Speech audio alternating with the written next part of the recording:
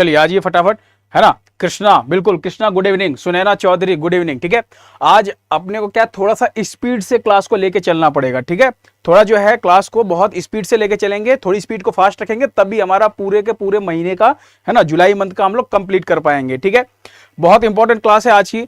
इसके अंदर 1 से लेके 31 जुलाई तक जितनी भी आपके इंपॉर्टेंट क्वेश्चन थे, ठीक है, सारे के सारे क्वेश्चन यहां पे लेके आने की कोशिश की है मैंने, ठीक है। 90% से ऊपर आपका कुछ भी इंपॉर्टेंट जो भी चीज है जुलाई मंथ से रिलेटेड वो आपका छूटेगा नहीं। हाँ, जीके और जीएस से रिलेटेड क्वेश्चंस को आज हम लोग ज्यादा फोकस नहीं करेंगे, ठीक है। आज सिर्फ करंट अफेयर्स के ऊपर फोकस करेंगे। जैसे रेगुलर हमारी चलती है जीएस जीके की क्लास, वो तो रेगुलर चलेगी ही चलेगी, ठीक है।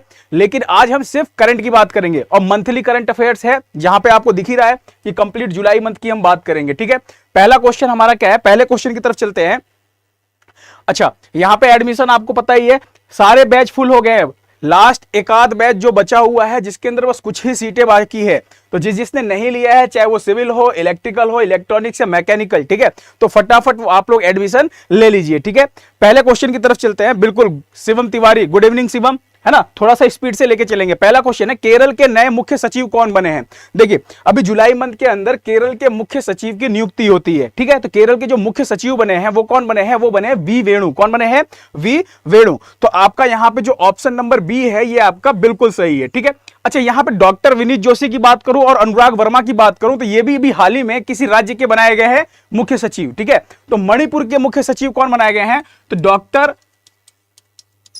विनीत जोशी जो है ये मणिपुर के मुख्य सचिव बनाए गए हैं, ठीक है।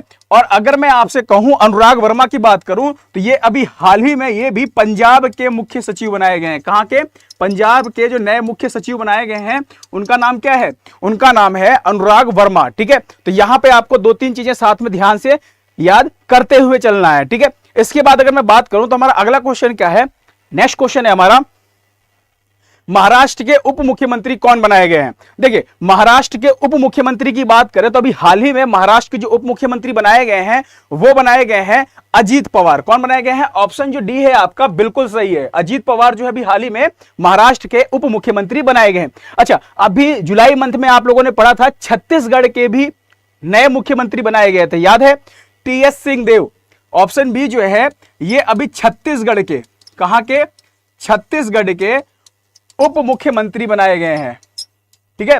तो 2 चीजें आपको यहां पर ध्यान रखना है, अजीत पवार महाराष्ट्र के उप मुख्यमंत्री और छत्तीसगढ़ के उप मुख्यमंत्री कौन बनाए, टीएस सिंहदेव बनाए गए हैं, ठीक है। तो ये चीज भी आपको ध्यान देना है। और लगातार 5वीं बार मुख्यमंत्री बने हैं, ठीक है, उप मुख्यमंत्री बने हैं, ठीक है। चलिए नवीन कुश 52, है ना, जी सर, बिल्कुल नवीन। फिर बात करते हैं, विश्व बैंक ने किस देश को 700 मिलियन अमेरिकी, बात कर रहा हूं किस देश को 700 मिलियन अमेरिकी डॉलर, ठीक है। तो 700 मिलियन अमेरिकी डॉलर की अभी हाल ही में जो हेल्प की है अमेरिका ने, किसने, अरे सॉरी विश्व बैंक ने। तो विश्व बैंक ने किसकी हेल्प की है ना, किसकी सहायता को भी मंजूरी दी है। तो आपको यहां पर ध्यान रखना है, इस क्वेश्चन का आंसर क्या हो जाएगा, श्रीलंका। अभी आपको पता है श्रीलंका की आर्थिक स्थिति जो है वो भी बड़ी खराब है, ठीक है। भारत भी काफी मदद कर रहा है, भारत कुछ देशों के साथ मिलकर के मंच भी साझा कर रहा है श्रीलंका की हेल्प के लिए। लेकिन अभी हाल ही में विश्व बैंक ने, है ना, 700 मिलियन अमेरिकी डॉलर की जो सहायता पैकेज है उसको भी मंजूरी दी है श्रीलंका के लिए। तो ये चीज भी आपको यहां पर ध्यान देना है, ठीक है। अच्छा, अभी मैं बात करूं यहां पर विश्व बैंक की बात करते हैं। तो विश्व बैंक की स्थापना कब होती है, 1944 में, यानी 1994 में इसकी स्थापना होती है। अगर मैं मुख्यालय की बात करूं तो वॉशिंगटन डीसी के अंदर इसका मुख्यालय है। कहां पर, वॉशिंगटन डीसी, यानी कि हम बात कर रहे हैं अमेरिका के अंदर इसका मुख्यालय है। साथ ही साथ अगर मैं बात करूं विश्व बैंक के अध्यक्ष की बात करूं तो अभी हाल ही में भारतीय मूल के अजय बंगा, कौन, अजय बंगा जो हैं इनको अभी यहां का विश्व बैंक का अध्यक्ष बनाया गया है, ठीक है। और ये जो अध्यक्ष बनाए गए हैं आपको ध्यान देना है, ये 14वें नंबर के अध्यक्ष है। कौन से नंबर के अध्यक्ष हैं, 14वें नंबर के अध्यक्ष बनाए गए हैं। ये चीज भी आपको यहां पर ध्यान रखनी है, ठीक है। चलिए शिवम तिवारी, अजय बंगा, वेरी गुड, बिल्कुल सही है ना। अब हम बात कर रहे हैं यहां पर फिलीपींस, आपको दिख रहा है, फिलीपींस से कुछ याद आया। देखिए नवीनीकृत हवाई सेवा समझौते को भी हाल ही में भारत और फिलीपींस ने मिलकर के एक समझौता किया है। किस टॉपिक को लेके, नवीनीकृत हवाई जो समझौता है उसको लेकर के, ठीक है। इसके बाद अगर मैं बात करूं यहां पर न्यूजीलैंड से भी कुछ याद आ रहा है किसी को, अभी न्यूजीलैंड ने क्या किया है, पतली प्लास्टिक, है ना, पतली प्लास्टिक की जो थैलियां हैं, है ना, इन थैलियों पर प्रतिबंध लगाया है। बहुत इंपॉर्टेंट क्वेश्चन है, ये चीज भी आपको यहां पर ध्यान रखना है, न्यूजीलैंड से, ठीक है, काफी इंपॉर्टेंट क्वेश्चन है। अगला क्वेश्चन हमारा क्या होने वाला है, एशिया इंटरनेशनल कंपटीशन 2023 में बेस्ट फिल्म का खिताब किसे मिला है? पढ़ रखा है आप लोगों ने, याद आया आप किसी को? बात कर रहे हैं एशिया इंटरनेशनल कंपटीशन 2023 में। तो देखिए इस फिल्म की अगर मैं बात करूं तो इसके अंदर जो है, जो मूवी है गिद्ध, क्या नाम है? गिद्ध। ये जो गिद्ध मूवी है, ये आपको ध्यान रखना है, इसको एशिया इंटरनेशनल, है ना,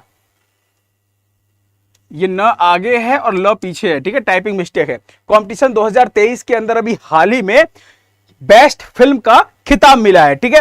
अच्छा, Abhishek Rawat, option A, very good, बिल्कुल सही है। अब अगर मैं बात करूं यहां पर द कश्मीर फाइल्स की बात करते हैं। द कश्मीर फाइल्स आपको याद है, यह भी बेस्ट फिल्म एक बार घोषित हुई थी। दादा साहेब फाल्के पुरस्कार याद आ रहा आप लोगों को, है ना, दादा साहेब फाल्के पुरस्कार, दादा साहेब फाल्के पुरस्कार जो है अभी हाल ही में इसके अंदर बेस्ट फिल्म के रूप में, किसमें? बेस्ट फिल्म का अवार्ड मिला है। किसको मिला है? ये मिला है कश्मीर फाइल्स को, ठीक है। फिर गंगूबाई काठियावाड़ को भी बेस्ट फिल्म का अवार्ड मिला था, है ना, याद आया किसी को? तो किसके अंदर बेस्ट फिल्म का अवार्ड मिला इसको? गंगूबाई काठियावाड़ की अगर मैं बात करूं यहां पर, तो ध्यान दीजिएगा, अभी 68वां जो हुंडुई फिल्म फेयर अवार्ड जो हुआ था 2023 में, ठीक है, कौन सा? 68वें नंबर का हुंडुई, है ना, फिल्म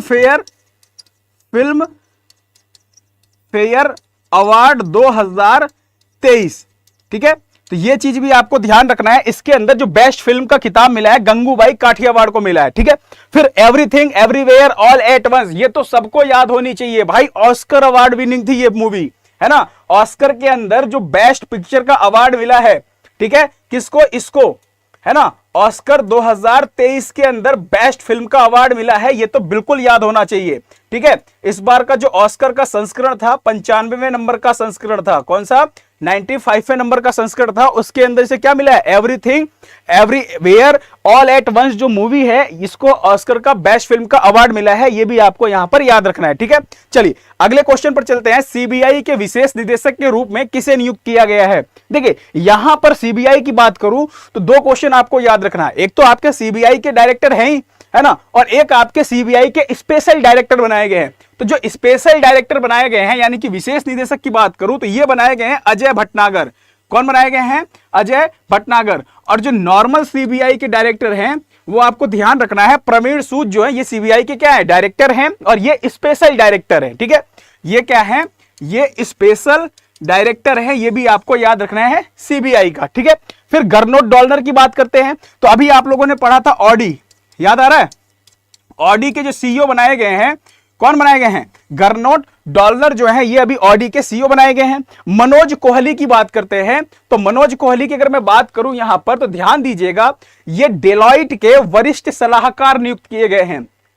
अगर मैं मनोज कोहली की बात करूं तो किसके? डेलॉइट के वरिष्ठ सलाहकार जो है उस पद पर इनकी नियुक्ति हुई है, ठीक है। तो वरिष्ठ सलाहकार के रूप में इनकी नियुक्ति हुई है, ठीक है। नवीन, ऑप्शन ए, वेरी गुड, बिल्कुल सही है ना। शिव कुमारी, गुड इवनिंग। चलिए आपको ध्यान रखना है नवीन कि आपका आंसर गलत है। अगर आपसे पूछा जाए विशेष निदेशक यानी स्पेशल डायरेक्टर पूछा जाए तो अजय भट्टागर करना है, और अगर डायरेक्टर पूछा जाए तब आपको ऑप्शन ए चूज करना है, ठीक है। अभी जो आपका ऑप्शन है वो ऑप्शन बी बिल्कुल सही है। चलिए अगले क्वेश्चन पर चलने से पहले अभी जुलाई महीने के अंदर जो महत्वपूर्ण इंपॉर्टेंट नियुक्तियां हुई है उन सारी नियुक्तियों को एक साथ ही एक लिस्ट के रूप में देख लेते हैं, तो आपको अलग अलग क्वेश्चन सॉल्व करने की जरूरत नहीं पड़ेगी, ठीक है। आपको जो पीडीएफ है एज इट इज ऐसे के ऐसे ही पीडीएफ आपको टेलीग्राम चैनल पे, वहां पे आप ज्वाइन कर लीजिए, वहां पे पीडीएफ अपलोड हो जाएगी, आप वहां से डाउनलोड कर सकते हैं, ठीक है। चलिए उसके बाद अगर मैं बात करूं यहां पर, तो कोल इंडिया के चेयरमैन और अभी जो एमडी बनाए गए हैं वो कौन बनाए गए हैं? पीएम प्रसाद बनाए गए हैं, ठीक है।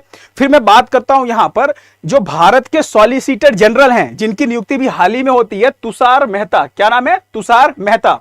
फिर बात करते हैं एसबीआई से रिलेटेड, तो एसबीआई का जो सीएफओ बनाया गया है ये बनाया गया है कामेश्वर राव कोदांती को, ठीक है, कामेश्वर राव कोदावंती को बनाया गया है। फिर एनजीटी के जो कार्यकारी अध्यक्ष बनाए गए हैं एस के सिंह, ठीक है, इसे एस के सिंह भी कहीं कहीं पे लिखा हुआ मिलेगा, ज्यादातर ऐसे शॉर्ट फॉर्म में मिलेगा, ठीक है। तो सेव कुमार सिंह तो आपको याद रखना ही रखना है, साथ में एस के सिंह भी आपको याद रखना है।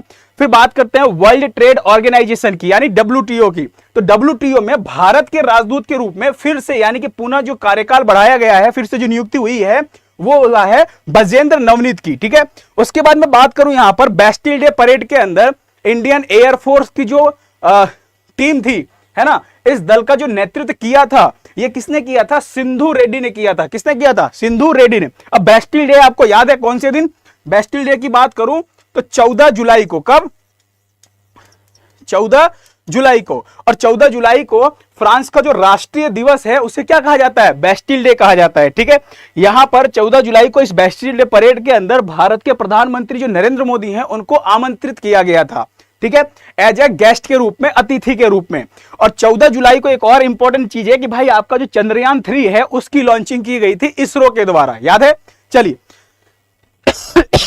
फिर बात करते हैं UNHRC के यूक्रेन जांच आयोग का जो सदस्य नामित किया गया है, वृंदा ग्रोवर को किया गया, यह भी आपको ध्यान रखना है। आगे की स्लाइड पे चलते हैं। भारत पे के जो CTO बनाए गए हैं, कौन बनाए गए हैं? वो बनाए गए हैं पंकज गोयल बनाए गए हैं, ठीक है। फिर बास्केटबॉल फेडरेशन ऑफ इंडिया की अगर मैं बात करूं तो इसके जो अध्यक्ष बनाए गए हैं आधव अर्जुन बनाए गए हैं। कौन? आधव अर्जुन।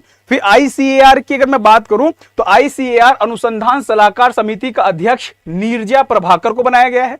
क्विक हिल टेक्नोलॉजी का CEO विशाल साल्वी को बनाया गया है, ठीक है। गूगल की भारत नीति प्रमुख की बात करूं तो श्रीनिवास रेड्डी को बनाया गया है। एशिया ओलंपिक परिषद की अगर मैं बात करूं तो जो इसके अध्यक्ष बनाए गए हैं, है ना, वो कौन बनाए गए हैं? शेख तलाल बनाए गए हैं, ठीक है। FPSB इंडिया के CEO कृष्ण मिश्रा बनाए गए, ठीक है। फिर रॉसनेफ्ट के बोर्ड में नियुक्त किया गया है किसको? GK सतीश को। अंतरराष्ट्रीय वित्तीय सेवा केंद्र प्राधिकरण की बात करते हैं, ठीक है, यानी कि IFSCA के अध्यक्ष की मैं बात करूं तो के राजा रमन बनाए गए हैं, ठीक है। इतना क्लियर है। आगे चलते हैं, आगे की स्लाइड पे चलते हैं। यहां पर ध्यान से देखिएगा, SBI कार्ड के MD और CEO कौन बनाए गए? देखिए यहां पे अभी आप लोगों ने पढ़ा था कि SBI के CFO पढ़ा था आप लोगों ने। SBI के क्या पढ़ा था? CFO कौन? कामेश्वर राव कोदावंती, ठीक है। और अब जो आप पढ़ रहे हैं, ये पढ़ रहे हैं आप SBI कार्ड के, किसके? SBI कार्ड के जो MD और CEO बनाए गए हैं, ये बनाएंगे अभिजीत चक्रवर्ती बनाए गए हैं। कौन? अभिजीत चक्रवर्ती बनाए गए हैं, ठीक है। एक आपको यहां पे और ध्यान देना है, SBI कैपिटल मार्केट लिमिटेड के जो MD और CEO बनाए गए हैं, है ना, वो कौन बनाए गए हैं? तो राजय कुमार सिन्हा बनाए गए हैं। कौन? राजय कुमार सिन्हा। देखिए तीनों में अंतर ध्यान रखिएगा। SBI के CFO, ठीक है, फिर SBI के CFO के अलावा SBI कार्ड के MD और CEO, SBI capital market limited के MD और CEO। और अगर आपसे पूछे भाई SBI के अध्यक्ष चेयरमैन कौन है, तो दिनेश कुमार खारा नाम है, ठीक है। कौन? दिनेश कुमार खारा, ये कौन है? तो ये आपको ध्यान रखना है कि SBI के हेड या आप चेयरमैन कह सकते हैं, ठीक है, दिनेश कुमार खारा को। तो इतनी सारी चीजें आपको यहां पर याद रखना है, कंफ्यूज नहीं होना है, ठीक है। चलिए, नवीन कुशवाहा किस नाम से है सर टेलीग्राम का ग्रुप? देखिए यहां पे आपको ऊपर कमेंट बॉक्स में लिंक मिल जाएगा, ठीक है, यहां पे ऊपर लिंक अटैच है, ठीक है। एक बार कमेंट करो इसके अंदर।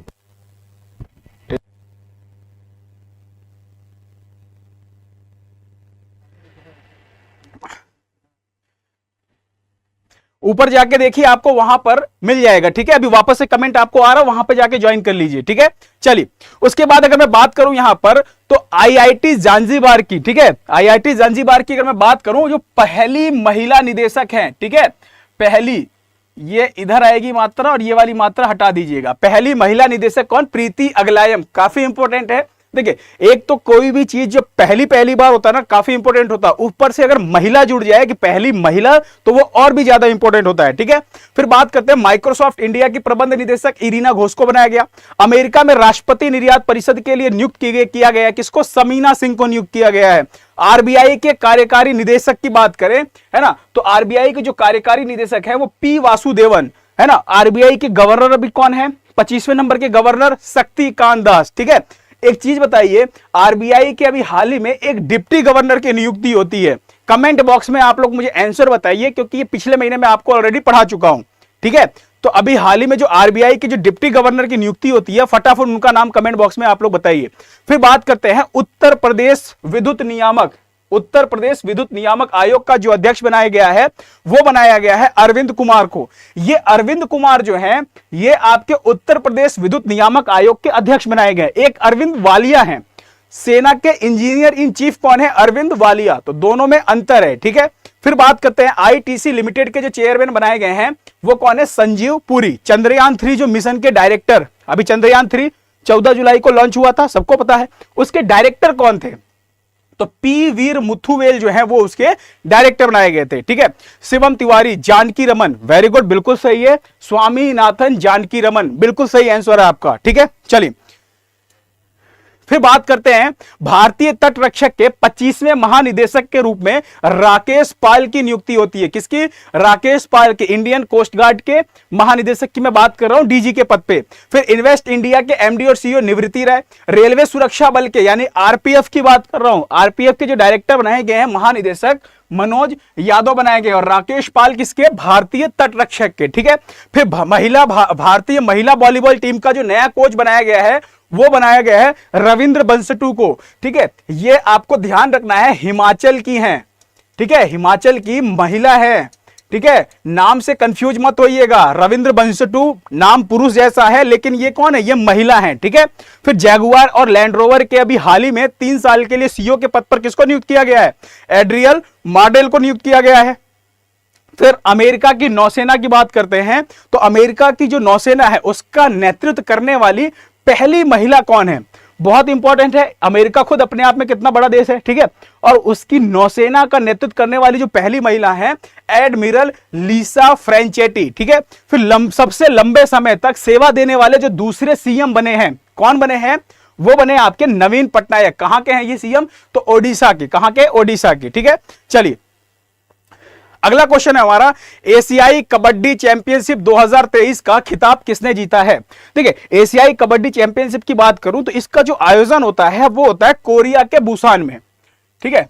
इसका आयोजन कहां पर होता है? आयोजन होता है कोरिया के बुसान में आयोजन होता है, ठीक है। और जो फाइनल खेला जाता है वो खेला जाता है भारत वर्सेस ईरान के अंदर, ठीक है।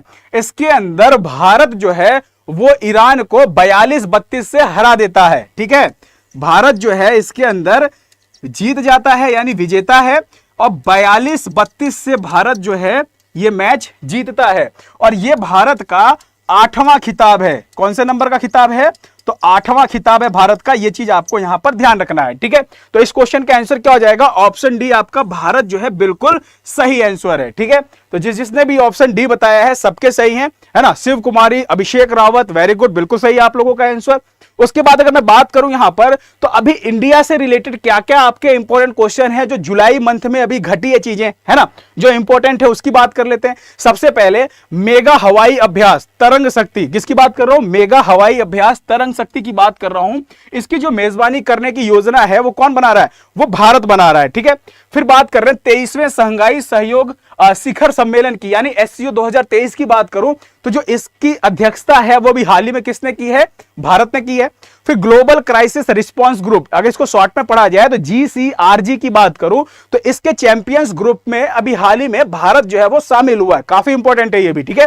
फिर बात करते हैं विश्व तीरंदाजी युवा चैंपियनशिप 2023 में भारत ने टोटल 11 मेडल, कितने मेडल? 11, ठीक है, 11 मेडल भारत ने जीते हैं, ये चीज आपको ध्यान रखनी है। फिर 34वें अंतरराष्ट्रीय जीव विज्ञान ओलंपियाड में, यहां पे 2 चीजें ध्यान रखनी है। ये जो आपका ओलंपियाड है ये जीव विज्ञान ओलंपियाड है, ठीक है। और एक आपको ध्यान रखना है यहां पर गणित ओलंपियाड। ठीक है। तो जो गणित ओलंपियाड है इसके अंदर भारत ने 2 स्वर्ण पदक जीते हैं, और जो आपका जीव विज्ञान ओलंपियाड है इसके अंदर भारत ने कितने 4 गोल्ड मेडल जीते हैं। ठीक है, तो दोनों चीजें आपको यहां पर ध्यान रखनी है। फिर भारत का पहला वैदिक थीम वाला जो पार्क है ये नोएडा में खोला गया है।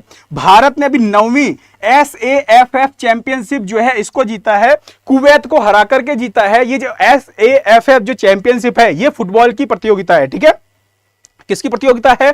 तो फुटबॉल की प्रतियोगिता है।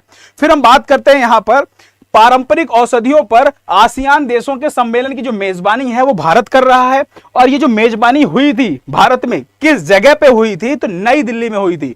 इंपॉर्टेंट है ये भी। ठीक है, ये जो मेजबानी हुई थी नई दिल्ली में हुई थी, ये भी इंपॉर्टेंट है। ठीक है, चलिए उसके बाद अगर मैं बात करूं यहां पर, तो भारतीय टीम ने है ना 64वें अंतरराष्ट्रीय गणित ओलंपियाड में, तो गणित ओलंपियाड में 2 मेडल और जीव विज्ञान में 4 मेडल। तो ये सारी चीजें आपको यहां पर क्लियर है। ठीक है, आइए आगे चलते हैं। एशियाई एथलेटिक्स चैंपियनशिप 2023 की बात करें अगर, तो इसमें भारत ने अभी हाल ही में तीसरा स्थान हासिल किया है। कौन सा स्थान हासिल किया है? तीसरा स्थान हासिल किया है। किसके अंदर? तो एशियाई एथलेटिक्स चैंपियनशिप के अंदर। टोटल पदक की संख्या कितनी है? तो टोटल 27 पदक जीते हैं। ठीक है, फिर सेमीकंडक्टर पारिस्थितिकी तंत्र विकसित करने के लिए, काफी इंपॉर्टेंट है सेमीकंडक्टर पारिस्थितिकी तंत्र, इसको विकसित करने के लिए भारत और जापान ने आपस में समझौता किया है। ठीक है, किस किसने? भारत और जापान ने। तो ये सारी चीजें आपको यहां तक याद रखना है। अगला क्वेश्चन हमारा, भारत की पहली हाइड्रोजन ट्रेन जो है वो कहां पर चलेगी? ठीक है, इसका जो ट्रायल हुआ वो भी आपको ध्यान रखना है। तो पहली हाइड्रोजन ट्रेन जो भारत की है वो कहां से कहां तक? तो ये जो जिंद दिख रहा है आपको, ऑप्शन ए आपका बिल्कुल सही है, हरियाणा के अंदर ये लोकेशन है। ठीक है, तो जिंद से ये ट्रेन चलनी शुरू हुई थी। ठीक है, कहां से कहां तक? तो जिंद से सोनीपत तक। ठीक है, तो ध्यान दीजिएगा, जिंद से सोनीपत तक। तो पहली ट्रेन कहां चलेगी? तो जिंद में चलेगी, और कहां से कहां तक चली थी? सोनीपत तक। ये भी हरियाणा के अंदर स्थित है। ध्यान दीजिएगा, इसके बीच ये जो चलेगी, और एक साइड की जो दूरी है ये कितनी दूरी है? 90 किलोमीटर। ठीक है, अगर मैं बात करूं कि एक साइड की दूरी कितनी है, तो 90 किलोमीटर है। ये भी आपको यहां पर ध्यान रखना है। ठीक है, एक ट्रेन इंजन में 360 किलो हाइड्रोजन ईंधन का यूज हुआ था, है ना, मतलब 360 किलो हाइड्रोजन जो ईंधन है वो भरा गया था। ठीक है, एक ट्रेन इंजन के अंदर, इस ट्रायल के अंदर। ठीक है, इसके बाद अगर मैं बात करूं यहां पर, तो आइए यहां पे कुछ इंपॉर्टेंट चीजों की बात करते हैं। ये भारत की पहली है ना, यहां पे हम बात करते हैं विश्व की पहली। तो अगर बात करें विश्व में जो पहली हाइड्रोजन ट्रेन चली थी तो वो म्यूनिक जर्मनी में चली थी। कहां पर? म्यूनिक जर्मनी में चली थी। तो जर्मनी वर्ड आपको याद होना चाहिए। अगर मैं बात करूं विश्व के बाद एशिया की बात करते हैं। एशिया की बात करें तो कहां पर? चीन में चली थी। कहां पर? चीन में। तो एशिया में जो सबसे पहले हाइड्रोजन ट्रेन चली थी वो चीन में चली थी। ठीक है, और भारत में आप देख ही रहे हैं यहां पे। ठीक है, चलिए अगला क्वेश्चन क्या है हमारा, गंगा नदी में वाटर टैक्सी का ट्रायल कहां शुरू हुआ है? देखिए, गंगा नदी में वाटर टैक्सी सबको पता है, आप लोगों ने पढ़ रखा है। जो लोग रेगुलर हैं वो बिल्कुल जवाब देंगे, है ना। इसका आंसर क्या है? बनारस के अंदर, वाराणसी। याद आया आप लोगों को कि नहीं आया? है ना, सिविल शॉर्ट डी। देखो ये रेगुलर बंदा था, बिल्कुल सही है। ठीक है, सिविल शॉर्ट वाराणसी आपका जो आंसर है वो बिल्कुल सही आंसर है। अच्छा, यहां पे अगर मैं बात करूं वाराणसी से रिलेटेड और क्या क्या इंपॉर्टेंट चीजें आपको यहां पर याद आ रही है। सबसे पहले हम बात करते हैं कि गंगा पुष्करौलू कुंभ का आयोजन हुआ था। गंगा पुष्करौलू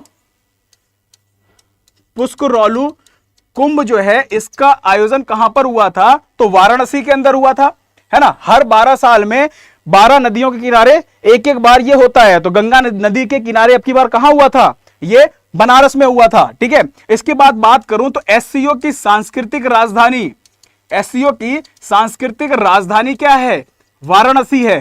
ठीक है, फिर हम बात करते हैं वाराणसी से रिलेटेड एक और इंपॉर्टेंट चीज को देखते हैं, गंगा विलास क्रूज सेवा। इसका गंगा विलास क्रूज सेवा, है ना, ये यहां पर वाराणसी से स्टार्ट हुई थी। याद है आप लोगों को? वाराणसी से कहां पर गई थी? असम में गई थी। कहां पर? असम में। लगभग 51 दिन का ये ट्रेवल था, और लगभग बात करूं तो 3200 किलोमीटर का ये सफर था। याद आया आप लोगों को? वाराणसी से असम और बांग्लादेश होते हुए गई थी ये, है ना, जो गंगा विलास क्रूज है ये बांग्लादेश होते हुए गई थी, ठीक है। तो असम से लेके, वाराणसी से लेके असम तक गई थी, ठीक है। Shubham Singh 3200 kilometre, very good. Sunaina option D, है ना। अभिषेक रावत बनारसी पान को जीआई टैग, वेरी गुड, बिल्कुल सही है। Nancy Kesari G20 culture meeting, very good. G20 नहीं, SCO, ठीक है, ध्यान दीजिएगा। SCO की सांस्कृतिक राजधानी है। G20 की जो हाँ बिल्कुल आपका सही है कि कल्चर मीटिंग जो हुई थी वो भी यहां पर G20 की हुई थी, ठीक है। चलिए, लेकिन इंपॉर्टेंट क्या है, आपको ध्यान रखना है कि SCO की जो सांस्कृतिक राजधानी है ये काफी इंपॉर्टेंट है, क्योंकि काफी टेस्ट सीरीज के अंदर ये चीज जो है पूछी जा चुकी है, ठीक है। चलिए अगले क्वेश्चन पर चलते हैं। अगला क्वेश्चन क्या है हमारा, प्रतिष्ठित पेन प्रिंटर पुरस्कार 2023 से किसे सम्मानित किया गया है, ठीक है।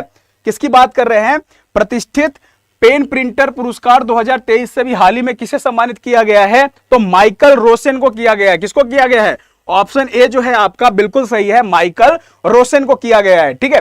एक चीज और ध्यान दीजिएगा, यहां पे अभी आपको और भी ऑप्शंस दिख रहे हैं। तो पहले ऑप्शंस की बात करते हैं। AIFF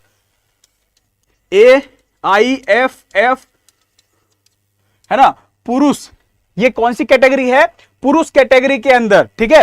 ध्यान दीजिएगा, महिला और पुरुष दो कैटेगरी है। तो पुरुष कैटेगरी के अंदर फुटबॉलर ऑफ द ईयर किसको बनाया गया है, तो लालियांजुवाला चांगटे को बनाया गया है, ये मणिपुर के, ठीक है। पुरुष फुटबॉलर ऑफ द ईयर की बात करते हैं, ठीक है। ये मणिपुर के हैं, ये मणिपुर के दूसरे फुटबॉलर है जो ये खिताब इन्होंने जीता है। अब हम बात करते हैं महिला की, किसकी बात करते हैं, ये तो पुरुष फुटबॉलर ऑफ द ईयर थे। अब बात करते हैं महिला की। तो महिला में क्या याद रखना है, मनीषा कल्याण, क्या याद रखना है, मनीषा कल्याण जो है, ये वर्ड आपको यहां पर ध्यान देना है, ठीक है। फिर बात करते हैं रिक्की वैलेरी कोले की। रिक्की वैलेरी कोले की बात करूं तो अभी मिस नीदरलैंड जीतने वाली, क्या, मिस नीदरलैंड जीतने वाली पहली ट्रांसजेंडर जो महिला हैं वो कौन है, रिक्की वैलेरी कोले हैं, ठीक है, याद हो जाएगा। उसके बाद बात करते हैं नरेंद्र मोदी। तो अभी इनको हाल ही में तिलक अवार्ड दिया गया था, है ना, लोकमान्य जो तिलक अवार्ड है 1 अगस्त को दिया गया था, ठीक है। वो चीज आपको यहां पर ध्यान देना है। अभी कुछ और इंपॉर्टेंट पुरस्कार की बात करते हैं जो जुलाई महीने के अंदर जो मिले हैं उसकी बात करते हैं। तो ICC emerging Asia banking conclave and award, ठीक है, 2022, भले 2022 का है लेकिन अभी हाल ही में मिला है, जुलाई मंथ के अंदर 2023 में यह अवार्ड दिया गया है। किसको दिया गया है, जम्मू कश्मीर बैंक को दिया गया है, ठीक है, किसको, जम्मू कश्मीर बैंक को। फिर बात करते हैं फ्रांस का सर्वोच्च सम्मान grand cross of the legion of honour जो अवार्ड है ये भी हाल ही में नरेंद्र मोदी जी को दिया गया है। इसके अलावा मिस्र का, न्यू पापुआ गिनी का, फिजी का, है ना, फ्रांस का, ये जो आप देख रहे हैं इनके सारे के सारे सर्वोच्च पुरस्कार अभी नरेंद्र मोदी जी को मिला है, ठीक है। एक और याद रखना है, सूरीनाम का जो सर्वोच्च पुरस्कार है वो भारत की जो राष्ट्रपति हैं द्रौपदी मुर्मू उनको दिया गया था, ठीक है। और एक अबेकल अवार्ड याद रखना है, ये पलाऊ का, रिपब्लिक ऑफ पलाऊ का जो अबेकल अवार्ड है वो भी नरेंद्र मोदी जी को दिया गया है, ठीक है। नैन्सी केसरी पलाऊ, बिल्कुल सही है, ठीक है। फिर बात करते हैं फ्रांसीसी सरकार द्वारा, है ना, सेवेलियर अवार्ड किसे दिया गया था। तो भारतीय संगीतकार हैं 2 लोग, है ना, अरुणा साईराम और शशांक सुब्रमण्यम, ठीक है, इन लोगों को यह दिया गया था, ठीक है। फिर ब्रिटिश राष्ट्रीय पुरस्कारों में सर्वश्रेष्ठ निर्देशक का जो पुरस्कार दिया गया था वो शेखर कपूर को दिया गया था। एनी अवार्ड जो है ये अभी थलप्पिल प्रदीप को दिया गया था, ठीक है, एनवायरमेंट से रिलेटेड ये अवार्ड है। फिर पॉइंट ऑफ लाइट पुरस्कार जो है ये मोक्ष रॉय को मिला था। फिर स्कॉच पुरस्कार 2023 की बात करें तो जम्मू एंड कश्मीर ग्रामीण आजीविका जो मिशन है इस मिशन को अभी हाल ही में स्कॉच पुरस्कार जो है वो दिया गया। राष्ट्रीय युवा भू वैज्ञानिक पुरस्कार जो है ये डॉक्टर अमीय कुमार सामल को दिया गया। फिर 83वें नंबर के जो ग्रैंड मास्टर हैं आदित्य सामंत, कौन, आदित्य सामंत बने हैं। ध्यान दीजिएगा, अगर आपसे 82वां पूछे यानी 82 नंबर का पूछे तो वुपला प्रणीत भी आपको याद रखना है, कौन सा, वुपला प्रणीत। फिर ICC development initiative of the year 2022 का जो खिताब है वो नामीबिया को दिया गया, यानी वो उस देश की क्रिकेट टीम जो अभी उभर रही है ना, अच्छा प्रदर्शन कर रही है ना, ये आईसीसी की तरफ से दिया जाता है, 2022 का अवार्ड है और नामीबिया को दिया गया। किसको दिया गया है, नामीबिया को दिया गया है, ठीक है। चलिए अगला क्वेश्चन है, भारत की राष्ट्रीय क्रिकेट टीम का मुख्य प्रायोजक कौन बना है? देखिए अभी तक जो प्रायोजक था वो कौन था?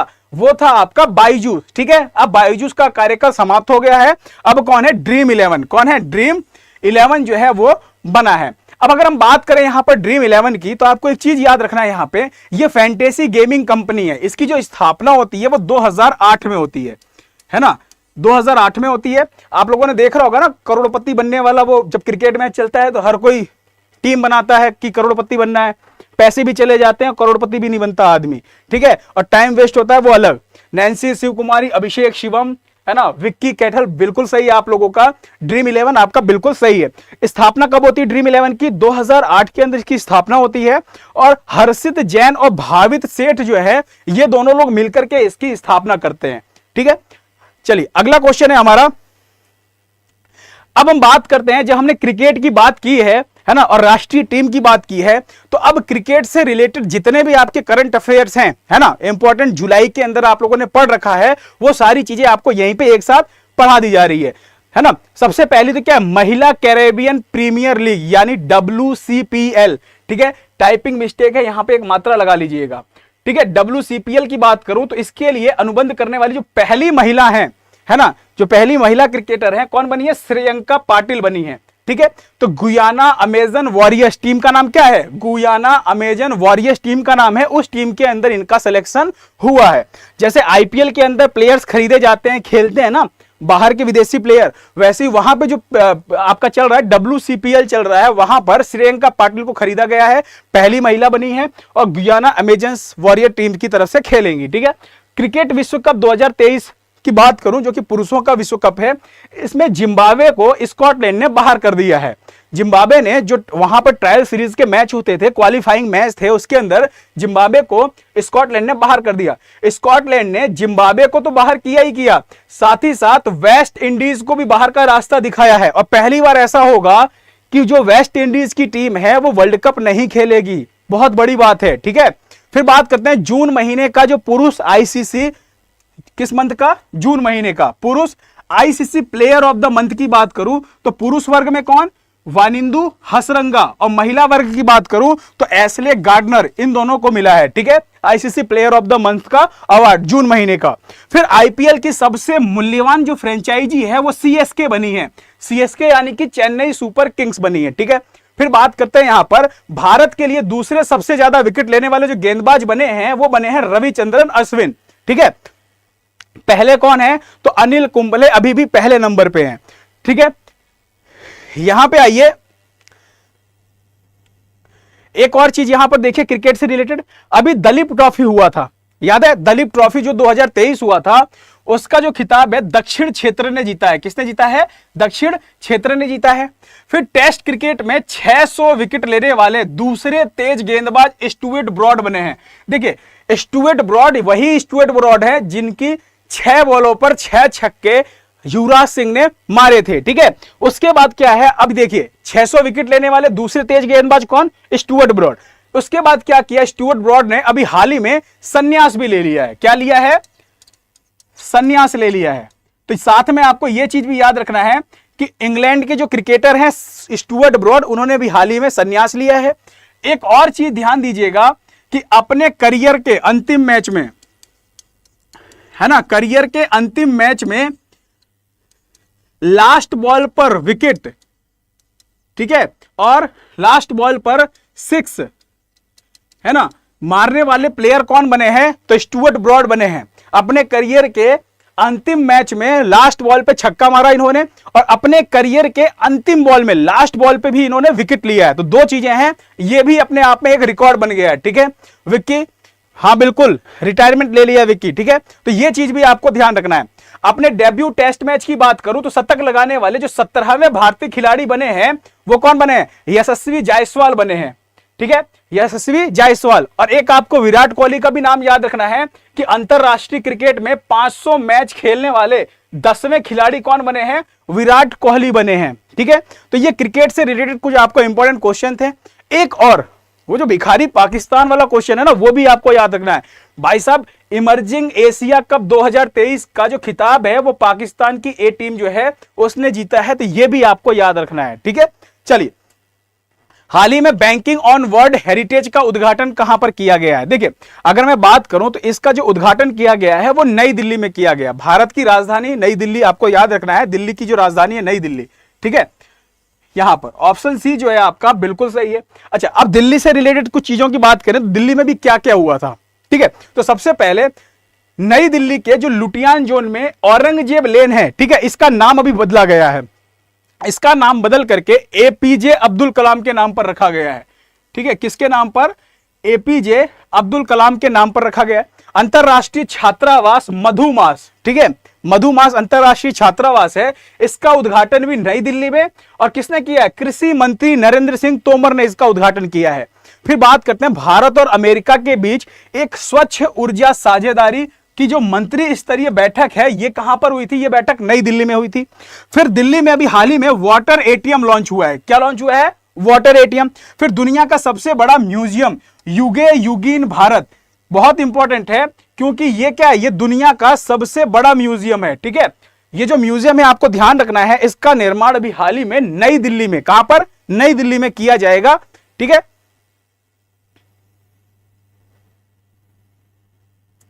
चलिए, फिर बात करते हैं रिपोर्ट फिश डिजीज ऐप जो है, ये अभी किसने लॉन्च किया है? तो इस ऐप को लॉन्च करने वाले कौन है ना? भारत के जो केंद्रीय मंत्री हैं, नाम क्या उनका? पुरुषोत्तम रूपाला, ठीक है। ऑप्शन है आपका बिल्कुल सही है, पुरुषोत्तम रूपाला ने इसको लॉन्च किया है। एक चीज और, ये जो आप मेटा देख रहे हैं ना, मेटा फेसबुक का जो नाम है चेंज होके क्या हो गया है? मेटा हो गया है। तो मेटा ने भी एक चीज लॉन्च की थी, एक थ्रेड्स ऐप लॉन्च किया था। क्या लॉन्च किया था? Threads app. ये क्या है? ट्विटर को टक्कर देने के लिए, है ना, ट्विटर को टक्कर देने के लिए मेटा ने लॉन्च किया है ना। इंस्टाग्राम के जैसा ही है ये, ठीक है। ट्विटर को टक्कर देने के लिए इसको लॉन्च किया गया है, थ्रेड अप, ठीक है। शिवम तिवारी, शिव कुमारी, वेरी गुड, बिल्कुल सही है ना। चलिए, आइए अगला क्वेश्चन पर चलते हैं। अगला क्वेश्चन हमारा क्या है? ऑस्ट्रेलियाई ग्रैंड प्रिक्स 2023 का खिताब किसने हासिल किया है? देखिए, ऑस्ट्रेलियाई ग्रैंड प्रिक्स 2023 का जो खिताब है मैक्स वर्स्टपन ने अभी जीता है। ऑप्शन जो डी है आपका बिल्कुल सही है। अब बात करें अगर मैक्स वर्स्टपन की, नाम ही इनका मैक्स है ना, मैक्सिमम, बहुत जीता भाई इन्होंने, ठीक है, सबसे ज्यादा जीता इन्होंने। तो अगर मैं बात करूं यहां पर शुभम, शिव कुमारी, है ना, अभिषेक रावत, वेरी गुड, बिल्कुल सही है। तो अभी हाल ही में मियामी F1 ग्रैंड प्रिक्स हुआ था, ठीक है। कौन कौन सा? एक मियामी याद रखना है, एक आपको ध्यान रखना है ब्रिटिश वाला, है ना, जो ब्रिटिश ग्रैंड प्रिक्स हुआ था, यह भी याद रखना है। फिर बात करते हैं हंगेरियन ग्रैंड प्रिक्स। कौन सा? हंगेरियन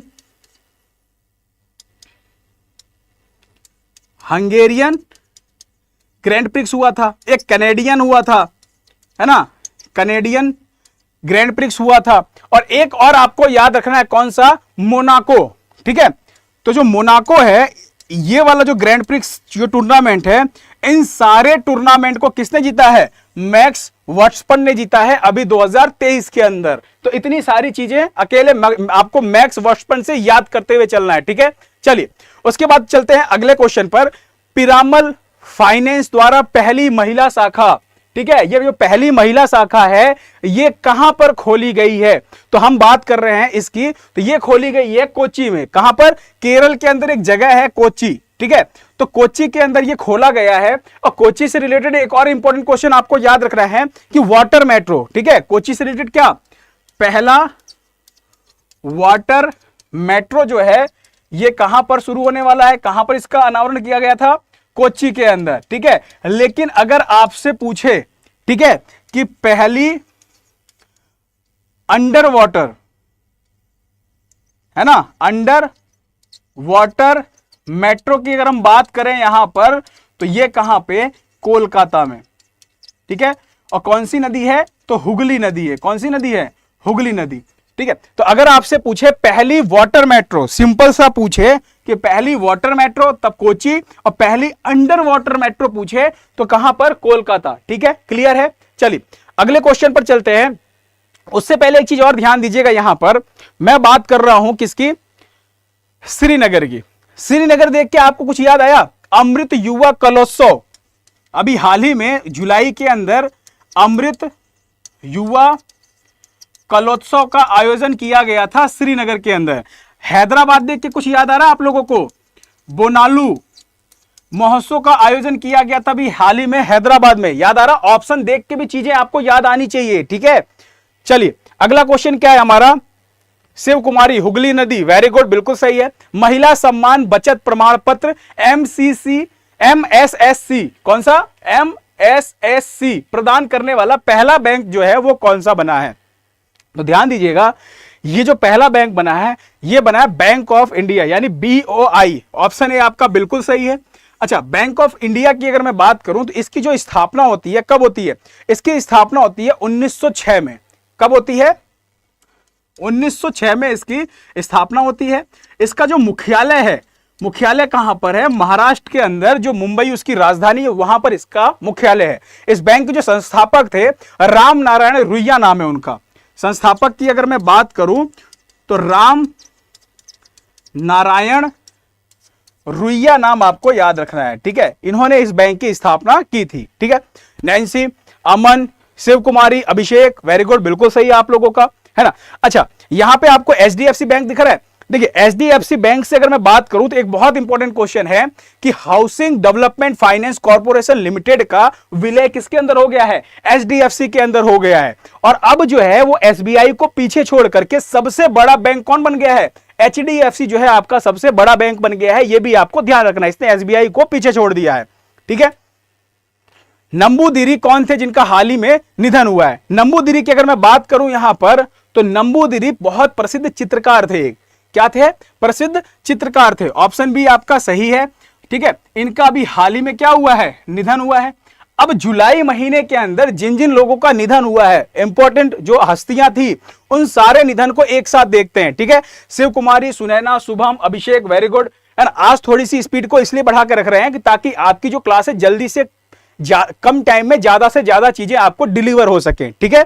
चलिए उसके बाद बात करें यहां पर, तो अभी जुलाई महीने में जो निधन हुए हैं इंपॉर्टेंट, उनकी बात करते हैं। तो वीर देविंदर सिंह, है ना, जुलाई के फर्स्ट वीक में ही आप लोगों ने पढ़ा था, पंजाब के पूर्व डिप्टी स्पीकर थे, ठीक है। इनका भी हाल ही में निधन हुआ है। फिर अगर मैं बात करूं यहां पर तो अभी निक्की मैकेक्रे पेंसन की बात करूं तो ये बास्केटबॉल खिलाड़ी थी, महिला थी, ठीक है। इनका भी अभी हाल ही में निधन हुआ है। राकेश मास्टर की बात करूं तो कोरियोग्राफर थे। लुइस सुआरेज की बात करूं तो ये एक फुटबॉलर थे जिनका हाल ही में निधन हुआ है। फिर बात करते हैं रविंद्र महाजन की, है ना। और एक साथ एक चीज और ध्यान रखिएगा, ये जो रविंद्र महाजन है ये आपके मराठी अभिनेता थे, ठीक है। एक और मराठी अभिनेता थे जिनका हाल ही में निधन हुआ है, उनका नाम है जयंत सावरकर, ठीक है। अभी आएगा, अभी आप लोग आगे पढ़ेंगे, ठीक है। जयंत सावरकर जो है ना, उनका भी अभी हाल ही में निधन हुआ था। फिर जेन बिर्किन की बात करते हैं। जेन बिर्किन जो है अभिनेत्री थी, इनका हाल ही में निधन हुआ। ओमन चांडी की बात करूं तो केरल के पूर्व मुख्यमंत्री थे, अभी हाल ही में निधन हुआ। फिर टोनी बेनेट की बात करूं तो पॉप सिंगर है जिनका हाल ही में निधन हुआ है। सर लिख नहीं पा रहे हैं, आज आप बहुत फास्ट पढ़ा रहे हैं। हाँ बिल्कुल, मैं आपको जुलाई महीने का पूरा कंप्लीट करवाना चाहता हूं, ठीक है।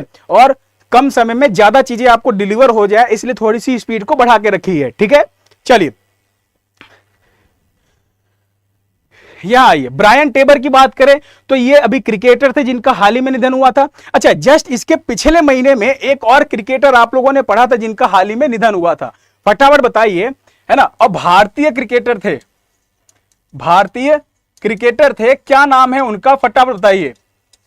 उनका हाल ही में निधन हुआ है, कमेंट बॉक्स में फटाफट बताइए, ठीक है। फिर जयंत सावरकर जो है ये भी मराठी अभिनेता थे, हाल ही में निधन हुआ। फिर सुरिंदर सिंधा की बात करें तो पंजाबी सिंगर। सिनेड ओकॉनर की बात करते हैं तो ये भी आपकी गायिका थी जिनका हाल ही में अभी निधन हुआ है। उसके बाद अगर मैं बात करूं यहां पर तो मिलान कुंडेरा, ये गलत लिखा हुआ है, मिलान कुंडेरा जो है ये आपके एक राइटर थे जिनका हाल ही में निधन हुआ है। ये चीज भी आपको यहां पर ध्यान देना है। देखिए मैं बात कर रहा हूं सुनीता, आप एक चीज ध्यान रखिएगा, सॉरी सुनीता नहीं, सुनैना चौधरी। अभी आपको ये पीडीएफ जो है क्लास खत्म होने के बाद टेलीग्राम के चैनल पे अवेलेबल करवा दिया जाएगा, अपलोड कर दिया जाएगा, आप वहां पे डाउनलोड कर लीजिएगा, ठीक है। और अगर आपको इंस्टेंट अगर कोई भी चीज चाहिए तो आप यहां पर स्क्रीनशॉट ले लीजिए, ठीक है। चलिए फिर हम बात कर रहे हैं यहां पर मिलान कुंडेरा जो कि राइटर थे, उनका भी हाल ही में निधन हुआ। अमन वर्मा वेरी गुड, अभिषेक रावत बहुत सही, सलीम दुर्रानी बहुत सही। आप दोनों लोगों ने बहुत अच्छा जवाब दिया है, ठीक है, सलीम दुर्रानी, इसका मतलब चीजें आप लोगों को याद है, ठीक है।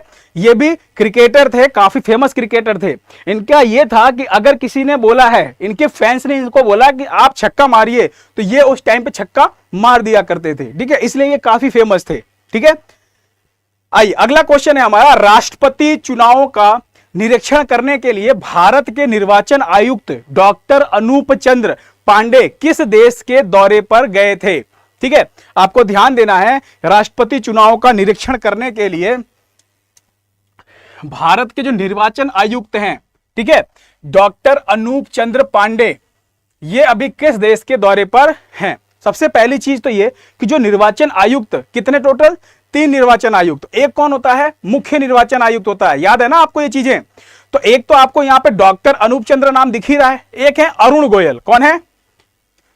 अरुण गोयल, एक ये नाम आपको याद रखना है।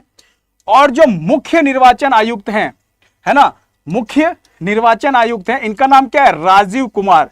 क्या नाम है? राजीव कुमार जो है ये मुख्य निर्वाचन आयुक्त हैं, इनका नाम आपको याद रखना है, ठीक है। चलिए अब हम बात कर रहे हैं कहां गए थे, तो उज्बेकिस्तान में। कहां पर? ऑप्शन जो डी है आपका बिल्कुल सही है, ठीक है। कहां पर? उज्बेकिस्तान के अंदर, ठीक है। इतना सब कुछ आपको याद हो गया, क्लियर हो गया। अगला क्वेश्चन क्या है हमारा, हाल ही में मानसिक संकट से जूझ रहे लोगों के लिए भारत का पहला चैटबॉट टेलीमानस, क्या नाम है? टेलीमानस। देखिए मानसिक संकट से जूझ रहे लोगों के लिए, ये जिनकी मेंटल स्थिति सही नहीं है, उनकी हेल्प के लिए ये जो चैटबॉट लॉन्च किया गया था, टेलीमानस नाम है इसका। कहां पर लॉन्च किया गया था? तो ये लॉन्च किया गया था आपका जम्मू कश्मीर में, ठीक है। कहां पर किया गया था? जम्मू कश्मीर में। ऑप्शन ए जो है आपका बिल्कुल सही आंसर है, ठीक है। चलिए अब अगर मैं यहां पर बात करूं तो जम्मू कश्मीर में भी हाल ही में मचैल माता यात्रा, याद आया आप लोगों को? मचैल माता यात्रा, ठीक है, ये जो है कहां पर शुरू की गई है? तो ये अभी इसकी शुरुआत जो है जम्मू कश्मीर के अंदर, ये जो यात्रा है इसकी शुरुआत होती है, ठीक है। जम्मू कश्मीर के अंदर जो प्रोफेसर हैं उनकी सेवानिवृत्ति की आयु जो है अभी बढ़ा करके, प्रोफेसर जो है इनकी सेवानिवृत्ति की जो आयु है इसको बढ़ा करके कितनी कर दी गई है? 65 वर्ष कर दी गई है। कितनी? 65 वर्ष कर दी गई है, ठीक है। उसके बाद अगर मैं बात करूं यहां पर, तो अब हम बात कर रहे हैं चैटबॉट या फिर आर्टिफिशियल इंटेलिजेंस से रिलेटेड जुलाई मंथ में इंपॉर्टेंट क्वेश्चंस की, ठीक है। तो क्या क्या क्वेश्चंस है यहां पर आइए। सबसे पहला तो यह है कि भारत की पहली एआई एंकर, क्या नाम है उनका? लीसा। याद आया? इसका अनावरण अभी हाल ही में ओडिशा के अंदर होता है। किसका? लीसा का। ये आर्टिफिशियल एंकर हैं। एक अभी एंकर हैं, उनका हाल ही में निधन हुआ है ना, गीतांजलि अय्यर। नाम याद आया आप लोगों को? गीतांजलि अय्यर, ये एक एंकर थी, इनका भी हाल ही में निधन हुआ था, पिछले महीने में इनका निधन हुआ था, ठीक है। ये जो थी दूरदर्शन की पहली, है ना, इंग्लिश के अंदर ट्रांसलेट करने वाली, है ना, इंग्लिश के अंदर चीजों को डिलीवर करने वाली आपकी एंकर थी, दूरदर्शन की पहली महिला एंकर थी, ठीक है। फिर बात करते हैं एलोन मस्क। एलोन मस्क की बात करूं तो इन्होंने अपनी नई जो एआई फर्म है XAI, इसकी शुरुआत की है, ठीक है। फिर एक चीज याद रखना है, गूगल ने नोटबुक LM नाम से नया AI नोट्स ऐप जो है ये लॉन्च किया है, ठीक है। चीजों को जल्दी से सीखने के लिए इस चीज को लॉन्च किया गया है। फिर सिंपलीफाई ने बीमा के लिए जेनरेटिव AI टूल्स जो है वो लॉन्च किया है, ठीक है। तो ये आपके आर्टिफिशियल इंटेलिजेंस और चैटबॉट से रिलेटेड कुछ आपके इंपॉर्टेंट क्वेश्चन थे, है ना, जो कि आपको याद होने चाहिए। और सिंपलीफाई ने बीमा के लिए जनरेटिव AI टूल जो लॉन्च किया है, ये दुनिया का पहला जनरेटिव AI टूल लॉन्च किया है, ठीक है। किसने किया है? तो सिंपलीफाई ने, दुनिया का पहला, ठीक है। तो ये चीज भी आपको यहां पर याद रखते हुए चलना है। नेक्स्ट क्वेश्चन है हमारा, वर्ल्ड हिंदू कांग्रेस 2023 का आयोजन कहां पर किया जाएगा, ठीक है। तो ध्यान दीजिएगा, वर्ल्ड हिंदू कांग्रेस 2023 का जो आयोजन है वो किया जाएगा बैंकॉक में। ऑप्शन डी आपका बिल्कुल सही है। बैंकॉक किसकी राजधानी है? तो बैंकॉक जो है वो थाईलैंड की, है ना, क्या है? कैपिटल है, राजधानी है। अब हम बात कर रहे हैं यहां पर वर्ल्ड हिंदू कांग्रेस 2023 की। तो जो इसका आयोजन है, ध्यान दीजिएगा, 2014 में जो पहली बार इसका आयोजन हुआ था, पहली बार कहां पर? दिल्ली में हुआ था। कहां पर हुआ था? दिल्ली में हुआ था, ठीक है। फिर 2018 में जब दूसरी बार इसका आयोजन हुआ था तो कहां पर हुआ था? शिकागो में हुआ था। कहां पर? शिकागो में। शिकागो की बात करूं तो ये कहां पर है? अमेरिका के अंदर स्थित है, ठीक है। और अभी जो वर्ल्ड हिंदू कांग्रेस 2023 का आयोजन किया गया है वो कहां पर किया जाएगा, ठीक है, वो कहां पर? तो बैंकॉक के अंदर। बैंकॉक कहां पर है? थाईलैंड की राजधानी है। तो यह चीज भी आपको यहां पर याद होनी चाहिए। अगला क्वेश्चन है हमारा, हाल ही में किस देश के प्रधानमंत्री मार्क रूट ने इस्तीफा दिया है? याद आया किसी को? मार्क रूट की मैं बात कर रहा हूं। ये किस देश के प्रधानमंत्री थे जिन्होंने अभी हाल ही में इस्तीफा दिया है? तो ये जो प्रधानमंत्री हैं ये नीदरलैंड के प्रधानमंत्री थे। कहां के? ऑप्शन ए आपका सही है, नीदरलैंड के प्रधानमंत्री थे मार्क रूट। इन्होंने अभी इस्तीफा दे दिया है, ठीक है। अच्छा, अब अगर मैं बात करूं यहां पर तो G7 समिट का आयोजन कहां पर? जापान के अंदर। याद आया किसी को? जब ऑप्शन आपके सामने है तो चीजों को पढ़ते चलिए। G7 जो समिट था इसका आयोजन कहां पर? जापान में होता है। प्रधानमंत्री नरेंद्र मोदी, है ना, वहां पर गए थे क्योंकि इंडिया को गेस्ट कंट्री के रूप में आमंत्रित किया गया था। वहां पर हिरोशिमा के अंदर, कहां पर? हिरोशिमा के अंदर प्रधानमंत्री नरेंद्र मोदी जी ने क्या किया था? महात्मा गांधी, है ना, महात्मा गांधी जो है उनकी मूर्ति का अनावरण भी किया था, ठीक है, मूर्ति का अनावरण किया था जापान में। तो यह चीज भी आपको यहां पर याद होना चाहिए। फिर भूटान और तिमोर लेस्ते, कुछ याद आ रहा है किसी को? भूटान और तिमोर लेस्ते को WHO ने रूबेला मुक्त, कौन सा? रूबेला मुक्त घोषित किया है। क्या किया है? रूबेला मुक्त घोषित किया है दोनों देशों को, भूटान और तिमोर लेस्ते को। देखिए, रूबेला की अगर मैं बात करूं यहां पर तो ये एक तीव्र संक्रामक बीमारी है। क्या है? बहुत तेजी से फैलने वाली एक संक्रामक बीमारी है। संक्रामक बीमारी मतलब छींकने से, खांसने से, छूने से, सांस लेने से आसपास ये जो चीज है वो बहुत ही जल्दी फैलता है, छूने से, टच करने से, है ना। तो तीव्र संक्रामक है। इसे अगर मैं बात करूं तो एक और नाम से बुलाया जाता है। किस नाम से बुलाया जाता है? तो आपको ध्यान रखना है, जर्मन खसरा के नाम से बुलाया जाता है। किस नाम से? जर्मन खसरा के नाम से बुलाया जाता है। अच्छा, जब कभी भी WHO ने रूबेला मुक्त अगर घोषित किया है तो रीजन क्या है कि 3 साल से एक भी केस यहां पर देखने को रूबेला का नहीं मिला है। अब रूबेला के अंदर होता क्या है? इसके अंदर त्वचा पे लाल लाल दाने हो जाते हैं, लाल लाल चकत्ते चकत्ते जैसे होता है ना, डॉट डॉट डॉट डॉट, है ना, जैसे मच्छर काटता है तो उस टाइप के सूजन टाइप का हो जाता है। तो लाल लाल चकत्ते पड़ जाते हैं या फिर दाने टाइप के हो जाते हैं। रूबेला के अंदर बहुत संक्रामक बीमारी है, ठीक है। और इसके उन्मूलन की अगर मैं बात करूं तो इस रूबेला मुक्त घोषित किया है WHO ने भूटान और तिमोर लेस्ते दोनों को, ठीक है। चलिए, अगला क्वेश्चन है, किसके द्वारा कलर्स ऑफ डिवोशन पुस्तक हाल ही में लिखी गई है? एक पुस्तक है, पुस्तक का नाम क्या है? कलर्स ऑफ डिवोशन पुस्तक, ठीक है। ये जो लिखी गई है ये किसके द्वारा लिखी गई है? तो अनीता भरत शाह के द्वारा लिखी गई है। ऑप्शन जो बी है आपका बिल्कुल सही ऑप्शन है, अनीता भरत शाह ने इस पुस्तक को लिखा है। अच्छा, अंकित खेमका की बात करूं तो अंकित खेमका ने भी एक पुस्तक लिखी है, सिम्फनी टू जैज जो पुस्तक है इसको किसने लिखा है? अंकित खेमका ने लिखा है। विजय डड्डा की एक पुस्तक है रिंग साइड, क्या नाम है? Ring side. फिर यहां पर नंदिनी दास की मैं बात करूं तो नंदिनी दास की पुस्तक का नाम क्या है? Courting India. ये जो पुस्तक है ये नंदिनी दास की पुस्तक है। अभी जुलाई मंथ में कुछ और भी इंपॉर्टेंट पुस्तक हैं जो आपको यहां पर याद रखना है। डॉक्टर ओम प्रकाश कौल की पुस्तक का नाम क्या है? राग प्रकाश, ठीक है। ये जो राग प्रकाश पुस्तक है इसका विमोचन अभी हाल ही में हिमाचल प्रदेश के जो सीएम है ना, सुक्खू साहब ने, उन्होंने, सुखविंदर सिंह सुक्खू, इन्होंने अभी हाल ही में इसका विमोचन किया है, ठीक है। फिर ऋषि राज की बात करूं तो कारगिल एक यात्री की जुबानी, ये एक पुस्तक है, इसको किसने लिखा है? तो ऋषि राज ने लिखा है। भाई, कारगिल विजय दिवस अभी 26 जुलाई को मनाया गया था। अभी दिवस वाले भी क्वेश्चन पढ़ेंगे हम लोग आगे, ठीक है।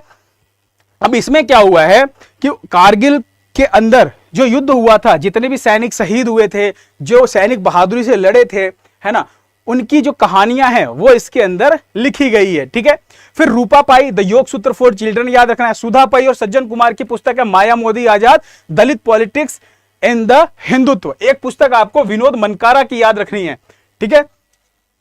Prism, the ancestor abode of rainbow. ध्यान दीजिएगा, इस पुस्तक का विमोचन किसने किया है? तो एस सोमनाथ, जो कि क्या है, इसरो के अध्यक्ष हैं, इन्होंने इस पुस्तक का विमोचन किया है। ठीक है, चलिए अगला क्वेश्चन है, ताइवान के द्वारा भारत के किस शहर में आर्थिक और सांस्कृतिक केंद्र खोला जाएगा? तो देखिए, ताइवान जो है वो भारत के किस शहर में?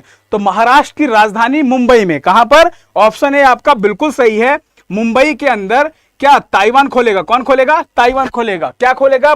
आर्थिक और सांस्कृतिक केंद्र। ठीक है, आर्थिक और सांस्कृतिक केंद्र जो है ये मुंबई के अंदर ताइवान जो है वो खोलेगा। अच्छा, मुंबई से कुछ याद आया? यहां पर राज्य वित्त सचिवों का 33वां सम्मेलन, किसकी बात कर रहा हूं? राज्य वित्त सचिवों का 33वां सम्मेलन किसके द्वारा? मुंबई में 33वां सम्मेलन आरबीआई के द्वारा। किसके द्वारा? आरबीआई के द्वारा अभी आयोजित किया गया था मुंबई के अंदर। तो यह चीज भी आपको ध्यान रखना है। पिछले महीने भी आप लोगों ने बहुत सी चीजें पढ़ रखी थी, जैसे काला घोड़ा कला महोत्सव है, अरबी एकेडमी है, उसका उद्घाटन किया गया था। ठीक है, अभी जुलाई की बात करूं तो राष्ट्रीय विधायक सम्मेलन का उद्घाटन किया गया था मुंबई में। क्या किया गया था?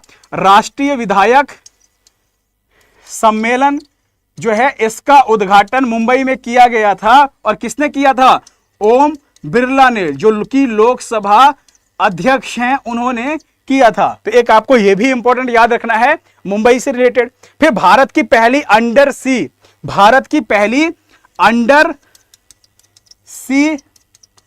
ट्विन टनल का निर्माण जो है वो कहां पर किया जाएगा? तो मुंबई में किया जाएगा। ठीक है, चलिए अगला क्वेश्चन,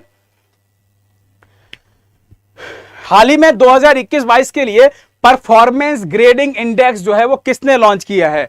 यानी शॉर्ट में कहीं कहीं पर पीजीआई भी लिखा हुआ देखने को मिलेगा। अगर आपसे पूछे कि पीजीआई जो है वो किसने लॉन्च किया है, परफॉर्मेंस ग्रेडिंग इंडेक्स जो है किसने लॉन्च किया है, तो आपको ध्यान रखना है ये लॉन्च करने वाला कौन है? शिक्षा मंत्रालय। किसने किया है? शिक्षा मंत्रालय। ठीक है, जितनी भी हायर एजुकेशन है ना, उसके अंदर क्या है कि कौन सी राज्य के अंदर है ना, कौन सा कॉलेज, कौन सा स्कूल, क्या रैंकिंग है, वो जो इंडेक्स है ना, वो सूचकांक जो है कौन? शिक्षा मंत्रालय जारी करेगा। ठीक है, अच्छा अब इसकी अगर मैं बात करूं यहां पर, तो पर्यावरण मंत्रालय हो गया, सामाजिक न्याय व अधिकारिता मंत्रालय हो गया, कोयला मंत्रालय हो गया। इनसे रिलेटेड भी आपको कुछ चीजें याद आ रही हैं? अगर मैं बात करूं पर्यावरण मंत्रालय की, तो आपको याद होगा अभी हाल ही में पर्यावरण मंत्रालय ने अमृत धरोहर और मिष्टी योजना शुरू की थी, है ना। अमृत धरोहर और मिष्टी योजना, है ना, इसका जो शुभारंभ है किसने किया था? पर्यावरण मंत्रालय ने किया था। अगर अमृत धरोहर की बात करूं तो आपको याद होना चाहिए जो रामसर स्थल है ना, उनकी देखभाल और रखरखाव के लिए, और जो मिष्टी योजना है वो मैनग्रोव वन जो है ना, उससे रिलेटेड है। याद आया चीजें आपको? फिर बात करते हैं सामाजिक न्याय व अधिकारिता मंत्रालय की बात करूं, है ना, तो सेक्रेड पोर्टल, बुजुर्गों के लिए ये पोर्टल जो है लॉन्च किया गया था, सेक्रेड पोर्टल। कोयला मंत्रालय की अगर मैं बात करूं यहां पर, तो एक और चीज याद रखना है, कोयला मंत्रालय को भी हाल ही में पुरस्कार मिला था। कौन सा? सर्वश्रेष्ठ सहभागिता का पुरस्कार, जीईएम के माध्यम से खरीद के लिए, है ना, कौन सा? सर्वश्रेष्ठ सहभागिता का पुरस्कार जो है मिला है कोयला मंत्रालय को। अभी स्वास्थ्य मंत्रालय को हाल ही में पोर्टर पुरस्कार दिया गया था। अगर आपसे पूछे पोर्टर पुरस्कार किसको मिला है, तो आपको याद रखना है कि पोर्टर पुरस्कार जो है यह मिला है स्वास्थ्य मंत्रालय को। ठीक है, आइए अगला क्वेश्चन है, कनाडा ओपन 2023 बैडमिंटन टूर्नामेंट का पुरुष एकल का खिताब किसने जीता है? ठीक है, तो इसके अंदर जो पुरुष एकल का खिताब है, ठीक है, टूर्नामेंट कौन सा है? कनाडा ओपन बैडमिंटन का टूर्नामेंट है। पुरुष एकल का जो खिताब है वो जीता है लक्ष्य सेन ने। किसने जीता है? लक्ष्य सेन ने जीता है। और अगर आपका पूछे इसके अंदर महिला वाला, तो आपको ध्यान रखना है अकाने यामागुची ने महिला एकल का खिताब जीता है इसी के अंदर, तो ये भी आपको याद रखना है। ठीक है, अब कुछ खेल से रिलेटेड कुछ टूर्नामेंट जो है उनकी बात कर लेते हैं, है ना। तो उन टूर्नामेंट को देखते हैं। प्रदीप शिव कुमारी, प्रभात कुशवाहा, वेरी गुड, बिल्कुल सही है है ना। अब हम बात करते हैं कुछ और महत्वपूर्ण चीजों की। तो सबसे पहले यूथ वर्ल्ड तीरंदाजी चैंपियनशिप की जो रिकर्व कैटेगरी है, इसमें गोल्ड जीतने वाले जो पहले भारतीय हैं, कौन बने हैं? भारतीय पार्थ सालुंखे बने हैं, ठीक है, याद रखिएगा।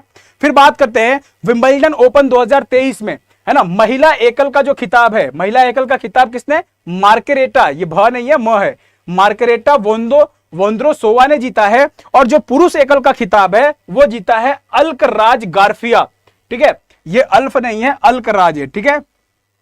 आपको पता है ना, अल्कराज, कार्लोस अल्कराज, उन्हीं का नाम, पूरा नाम क्या है? कार्लोस अल्कराज गार्फिया, ठीक है, कंफ्यूज नहीं होइएगा। फिर बात करते हैं बैडमिंटन में सबसे तेज प्रदर्शन कर गिनीज वर्ल्ड रिकॉर्ड जो है वो सात्विक साईराज ने अपने नाम पे कर लिया है, ठीक है। इन्होंने क्या किया था? शटल को 565 किलोमीटर पर आवर की स्पीड से उसको हिट करके ये रिकॉर्ड अपने नाम पे कर लिया था, ठीक है। फिर ISSF जूनियर विश्व चैंपियनशिप में दो नाम याद रखिएगा, एक याद रखिएगा हरमेहर सिंह लाली, ठीक है, और एक संजना सूद, इन दोनों ने ब्रॉन्ज मेडल जीता है, ठीक है। इसके बाद अगर मैं बात करूं यहां पर, तो लुसाने डायमंड लीग 2023 में नीरज चोपड़ा ने, जैवलिन थ्रोवर है ये, है ना, ध्यान रखिएगा, भाला फेंकना, जैवलिन थ्रोवर मतलब भाला फेंकने वाले, ठीक है। इन्होंने गोल्ड मेडल जीता है किसमें? एक तो जीता है लुसाने डायमंड लीग में, ठीक है, और 2023 के अंदर 2 गोल्ड मेडल जीतने वाले प्लेयर है, बन गए हैं, कौन? नीरज चोपड़ा, ठीक है। एक कौन सा जीता है? दोहा डायमंड लीग 2023, दोनों में इन्होंने गोल्ड मेडल जीता है, ये चीज आपको यहां पर याद होना चाहिए, ठीक है। शिव कुमारी दोहा लीग में भी, वेरी गुड, बिल्कुल सही है। फिर हैदराबाद में आयोजित है कौन सा? राष्ट्रीय तैराकी जो चैंपियनशिप आयोजित हुई थी, इसके अंदर माना पटेल ने बैक स्ट्रोक में नया रिकॉर्ड बनाया। बैक स्ट्रोक का मतलब उल्टा तैर करके, ठीक है।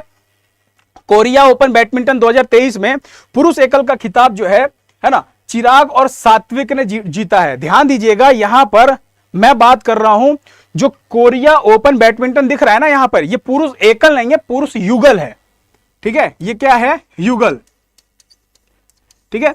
और जीतने वाली भारतीय जोड़ी थी, भारतीय जोड़ी ने इस टूर्नामेंट को जीता था, इसलिए ये इंपॉर्टेंट हो गया था, ठीक है। फिर बात कर रहे हैं महिला फीफा विश्व कप 2023 का जो आयोजन है वो न्यूजीलैंड व ऑस्ट्रेलिया में शुरू हुआ है, ठीक है। कहां पर शुरू हुआ है? न्यूजीलैंड और ऑस्ट्रेलिया में। महिला फीफा विश्व कप 2023 की बात कर रहे हैं।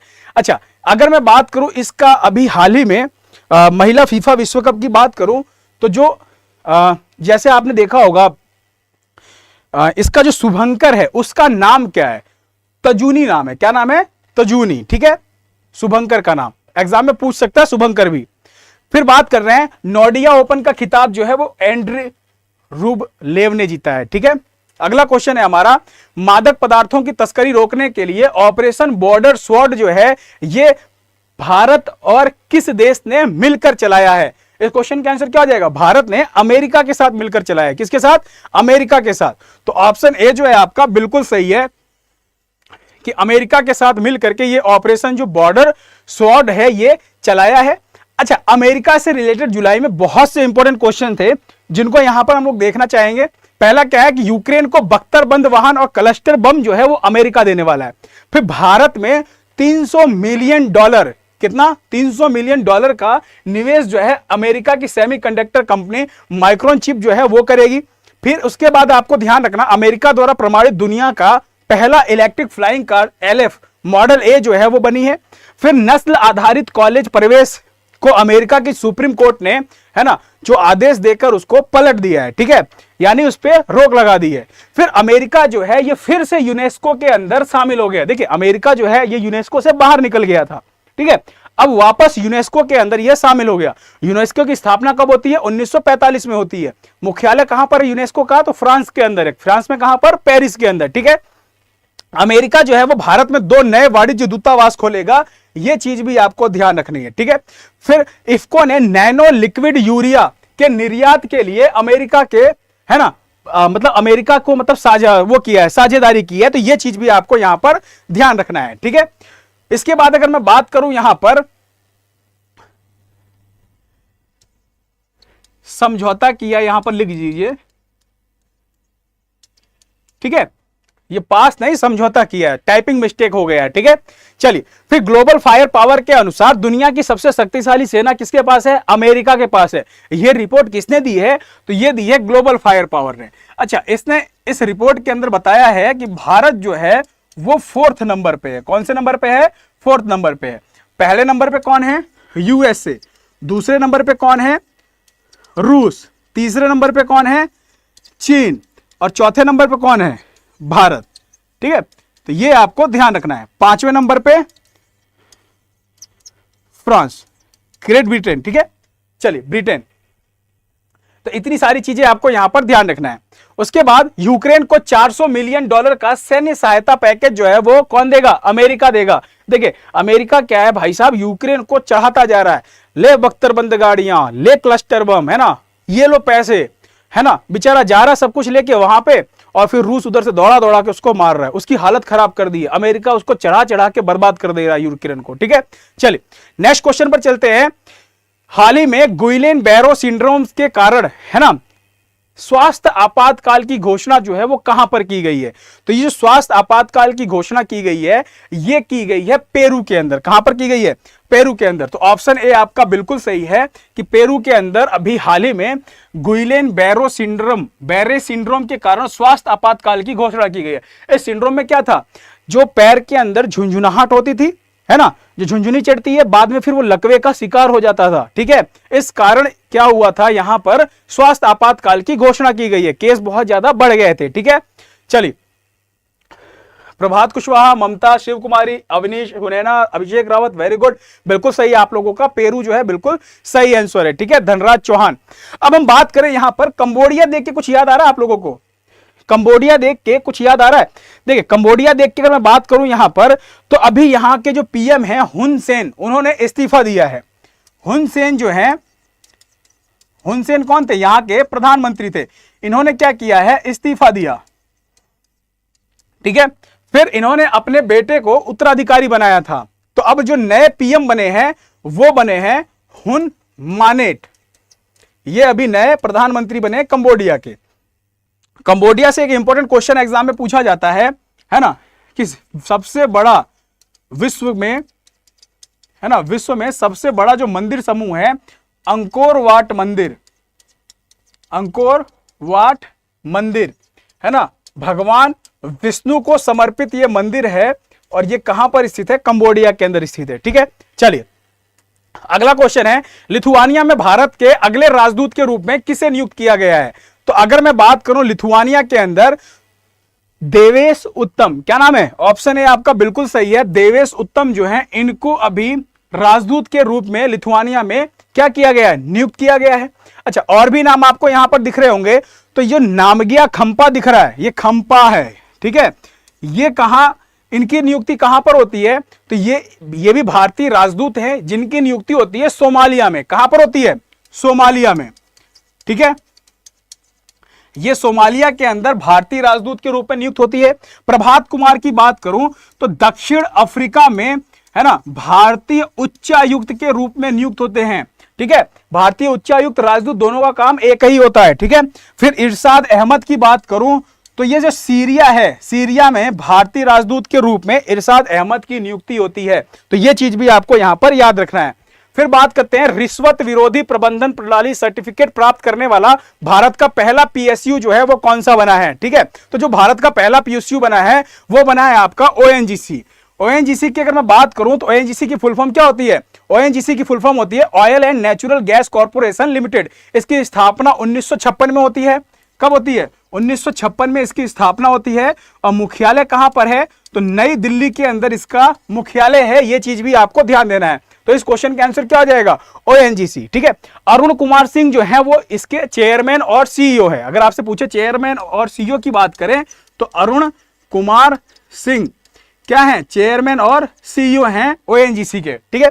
अच्छा, यहां पे डीजीसीए की अगर मैं बात करूं तो एक और इंपॉर्टेंट क्वेश्चन है डीजीसीए से रिलेटेड। ड्रोन टेक्नोलॉजी के लिए ईएएसए के साथ इसने समझौता किया। ईएएसए के साथ किसके लिए? ड्रोन टेक्नोलॉजी के लिए। बहुत इंपॉर्टेंट है। ठीक है, ड्रोन टेक्नोलॉजी के लिए डीजीसीए ने ईएएसए के साथ ड्रोन टेक्नोलॉजी के लिए समझौता किया है। देखिए डीजीसीए की बात करें तो ये भारतीय विमानन, जो आपको ध्यान रखना है उसकी फुल फॉर्म। और दूसरी आपको ईएएसए अगर बात करूं तो ईएसए का मतलब ये होता है यूरोपीय संघ विमानन सुरक्षा एजेंसी, ठीक है। तो इन दोनों ने आपस में मिल करके ड्रोन टेक्नोलॉजी के लिए समझौता किया है, ठीक है। अगला क्वेश्चन क्या है हमारा, घुटने के एक्सरे के लिए एआई आधारित मॉडल जो है वो किसने विकसित किया है? किसके एक्सरे के लिए? घुटने के एक्सरे के लिए, है ना। एआई आधारित जो मॉडल है, ठीक है, ये किसने विकसित किया है? तो ये जो विकसित किया है इसका आंसर क्या हो जाएगा? इसका आंसर हो जाएगा आईआईटी गुवाहाटी। किसने किया था? आईआईटी गुवाहाटी ने क्या किया था? घुटने के एक्सरे के लिए एआई आधारित जो मॉडल है उसको विकसित किया था, ठीक है। अब इस मॉडल से क्या हो जाएगा, लड़कियों को बहुत हेल्प हो जाएगी, है ना। क्योंकि क्या है कि बहुत जगह मैंने सुना है कि इनका जो दिमाग होता है ना, वो घुटने में होता है, ऐसा मैंने बहुत लोगों के मुंह से सुना है। तो उनके लिए भाई बहुत हेल्पफुल रहने वाली है ये, ठीक है। उनके घुटने के एक्सरे के लिए सीधा एआई आधारित जो मॉडल है इसको विकसित किया है आईआईटी गुवाहाटी ने, ठीक है। लड़कियों बुरा मत मानना, ठीक है, बस मजाक कर रहा हूं। अब यहां पर ध्यान दीजिएगा, भारतीय विश्व कप मामलों की परिषद के साथ आईआईटी गुवाहाटी ने हाल ही में समझौता ज्ञापन पर हस्ताक्षर किया है। फिर बात करते हैं आईआईटी दिल्ली का। तो आईआईटी दिल्ली का जो कैंपस है वो अभी हाल ही में कहां पर? अबू धाबी में स्थापित किया जाएगा। फिर आईआईटी मद्रास की अगर मैं बात करूं तो आईआईटी मद्रास का जो अंतरराष्ट्रीय परिसर है वो आपको ध्यान रखना है तंजानिया में खोला जाएगा। फिर लोको पायलटों जो ट्रेन चलाते हैं ना, उनकी बात कर रहे हैं, तो लोको पायलटों की सतर्कता जांचने के लिए आईआईटी खड़गपुर ने कुछ तरीके जो है उसको विकसित किए हैं हाल ही में। ये सारे जो आप देख रहे हैं जुलाई महीने के इंपॉर्टेंट आईआईटी से रिलेटेड करंट के क्वेश्चन थे, ठीक है। प्रभात, सुनैना, धनराज, बिल्कुल सही बात है, ठीक है। चलिए अगला क्वेश्चन क्या है हमारा। चलिए ये क्वेश्चन हमारा ऑलरेडी हो चुका है, ठीक है। इस स्लाइड को हटा दीजिएगा। सेशेल्स में आयोजित ऑपरेशन सदर्न रेडीनेस 2023 में किसने हिस्सा लिया है? तो ध्यान दीजिएगा, यहां पे अगर मैं बात करूं तो सेशेल्स में जो आयोजित आपका एक ऑपरेशन सदर्न रेडीनेस 2023, ये आपको याद रखना है। इसके अंदर जो हिस्सा लिया है वो लिया है आईएनएस सुनैना ने। किसने लिया है? आईएनएस सुनैना ने जो है इसके अंदर हिस्सा लिया है। ध्यान दीजिएगा, आईएनएस कृपाण से कुछ याद आ रहा है आप लोगों को? आईएनएस कृपाण को हम लोगों ने किसको गिफ्ट दिया है? वियतनाम को तोहफे में दे दिया है। याद आया? वियतनाम को तोहफे में हम लोगों ने दे दिया, गिफ्ट कर दिया आईएनएस कृपाण, ठीक है। चलिए अच्छा ध्यान दीजिएगा, यहां पर एक क्वेश्चन जो लोको पायलटों की सतर्कता वाला है ना, इस क्वेश्चन को हटा दीजिएगा, टाइपिंग मिस्टेक है यहां पर। इसकी जगह पे क्वेश्चन दूसरा है ना। क्वेश्चन क्या है आपका? वो ये है कि चंद्रयान 3 जो है किसके द्वारा लॉन्च किया गया? ठीक है, ये आपका एक इंपॉर्टेंट क्वेश्चन है, इसको देख लीजिएगा। तो किसके द्वारा किया गया? इसरो के द्वारा किया गया, ठीक है। इसरो के द्वारा कौन से, अब इसके अंदर क्या क्या पूछेगा? चंद्रयान 3 की लॉन्चिंग कब होती है? 14 जुलाई को होती है, 2:35 पे दोपहर में लॉन्चिंग होती है। इसरो ने किया है, किस रॉकेट से किया है, ये आपसे पूछा जा सकता है। तो LVM, ठीक है, LVM-3M4 इस रॉकेट से, है ना, इसकी लॉन्चिंग होती है। कहां से हुआ था? तो श्रीहरिकोटा के सतीश धवन स्पेस जो केंद्र है ना, वहां से इसकी लॉन्चिंग होती है, ठीक है। और ये जो आपको रॉकेट दिख रहा है ना, ये भारत का सबसे भारी रॉकेट है, ठीक है। इसके बाद अगर मैं बात करूं इसरो, तो इसरो की स्थापना कब होती है? 1969 में स्थापना होती है, 15 अगस्त को, है ना। और इसरो का मुख्यालय बेंगलुरु में है। इसरो के जो हेड हैं वो एस सोमनाथ हैं। और इसरो ने अभी हाल ही में इसी LVM-M3 जो आपका ये LVM-3 देख रहे हैं ना मार्क, इसी रॉकेट से OneWeb के 36 उपग्रह को भी लॉन्च किया था, ठीक है। और इसरो ने अभी हाल ही में सिंगापुर के, किसके? सिंगापुर के 7 उपग्रहों को और लॉन्च किया, है ना, PSLV से। और इसके पहले 2 उपग्रह ऑलरेडी लॉन्च कर चुका था, ठीक है। तो ये चीजें भी आपको यहां पर ध्यान रखना है। चलिए आज अगला क्वेश्चन क्या है हमारा, ठीक है। तो आईएनएस सुनैना आपको ध्यान रखना है कि अभी ऑपरेशन सदर्न जो रेडीनेस 2023 है, इसमें आईएनएस सुनैना ने पार्टिसिपेट किया था। यहां पे ध्यान दीजिएगा, नोमैडिक एलिफेंट 2023 जो ये भारत और मंगोलिया का है ना एक अभ्यास है, जो जुलाई मंथ के अंदर आयोजित किया गया था। ये अभ्यास है ना, युद्ध अभ्यास है जो जुलाई में आयोजित किया गया था। और जो नोमैडिक एलिफेंट 2023 है ना, ये आपको ध्यान रखना है 15वां संस्करण। कौन सा संस्करण? ये 15वां संस्करण का आयोजन होता है। उसके बाद जिमेक्स 2023 भारत और जापान का 7वां संस्करण अभी हाल ही में संपन्न हुआ है। कौन सा संस्करण? तो 7वां संस्करण अभी हाल ही में संपन्न हुआ है। ठीक है, ये भी आपको यहां पर याद रखना है। चलिए अगले क्वेश्चन पर चलते हैं, है ना।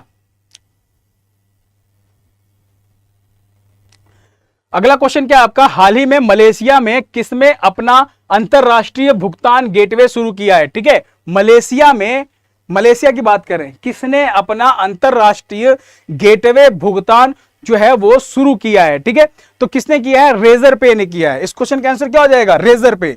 ठीक है, अब रेजर पे की अगर मैं बात करूं तो यहां पर ध्यान दीजिएगा, रेजर पे क्या है। अगर रेजर पे की हम बात करें तो ये ऑनलाइन प्लेटफॉर्म है। ठीक है, ध्यान दीजिएगा, एक ऑनलाइन भुगतान प्लेटफॉर्म है जो किसी अन्य पार्टी से, है ना, आपको भुगतान करने में मदद करता है। ठीक है, ऑनलाइन प्लेटफॉर्म में, बस ये इतना आपको ध्यान रखना है। ठीक है, ये क्या करता है, ये जैसे बहुत सारे स्रोतों से भुगतान करने में आपको, या फिर किसी जैसे ग्राहकों की बात करें, कस्टमर्स को, तो हेल्प करता है। 2013 में शुरू किया गया था। ये कब शुरू किया गया था? तो 2013 में इसकी स्थापना होती है। शशांक कुमार, ठीक है, शशांक कुमार जो है वो इसकी स्थापना करते हैं। अगर आपसे पूछा जाए स्थापना कौन करते हैं, संस्थापक कौन है, तो शशांक कुमार। एक हर्षिल माथुर हैं।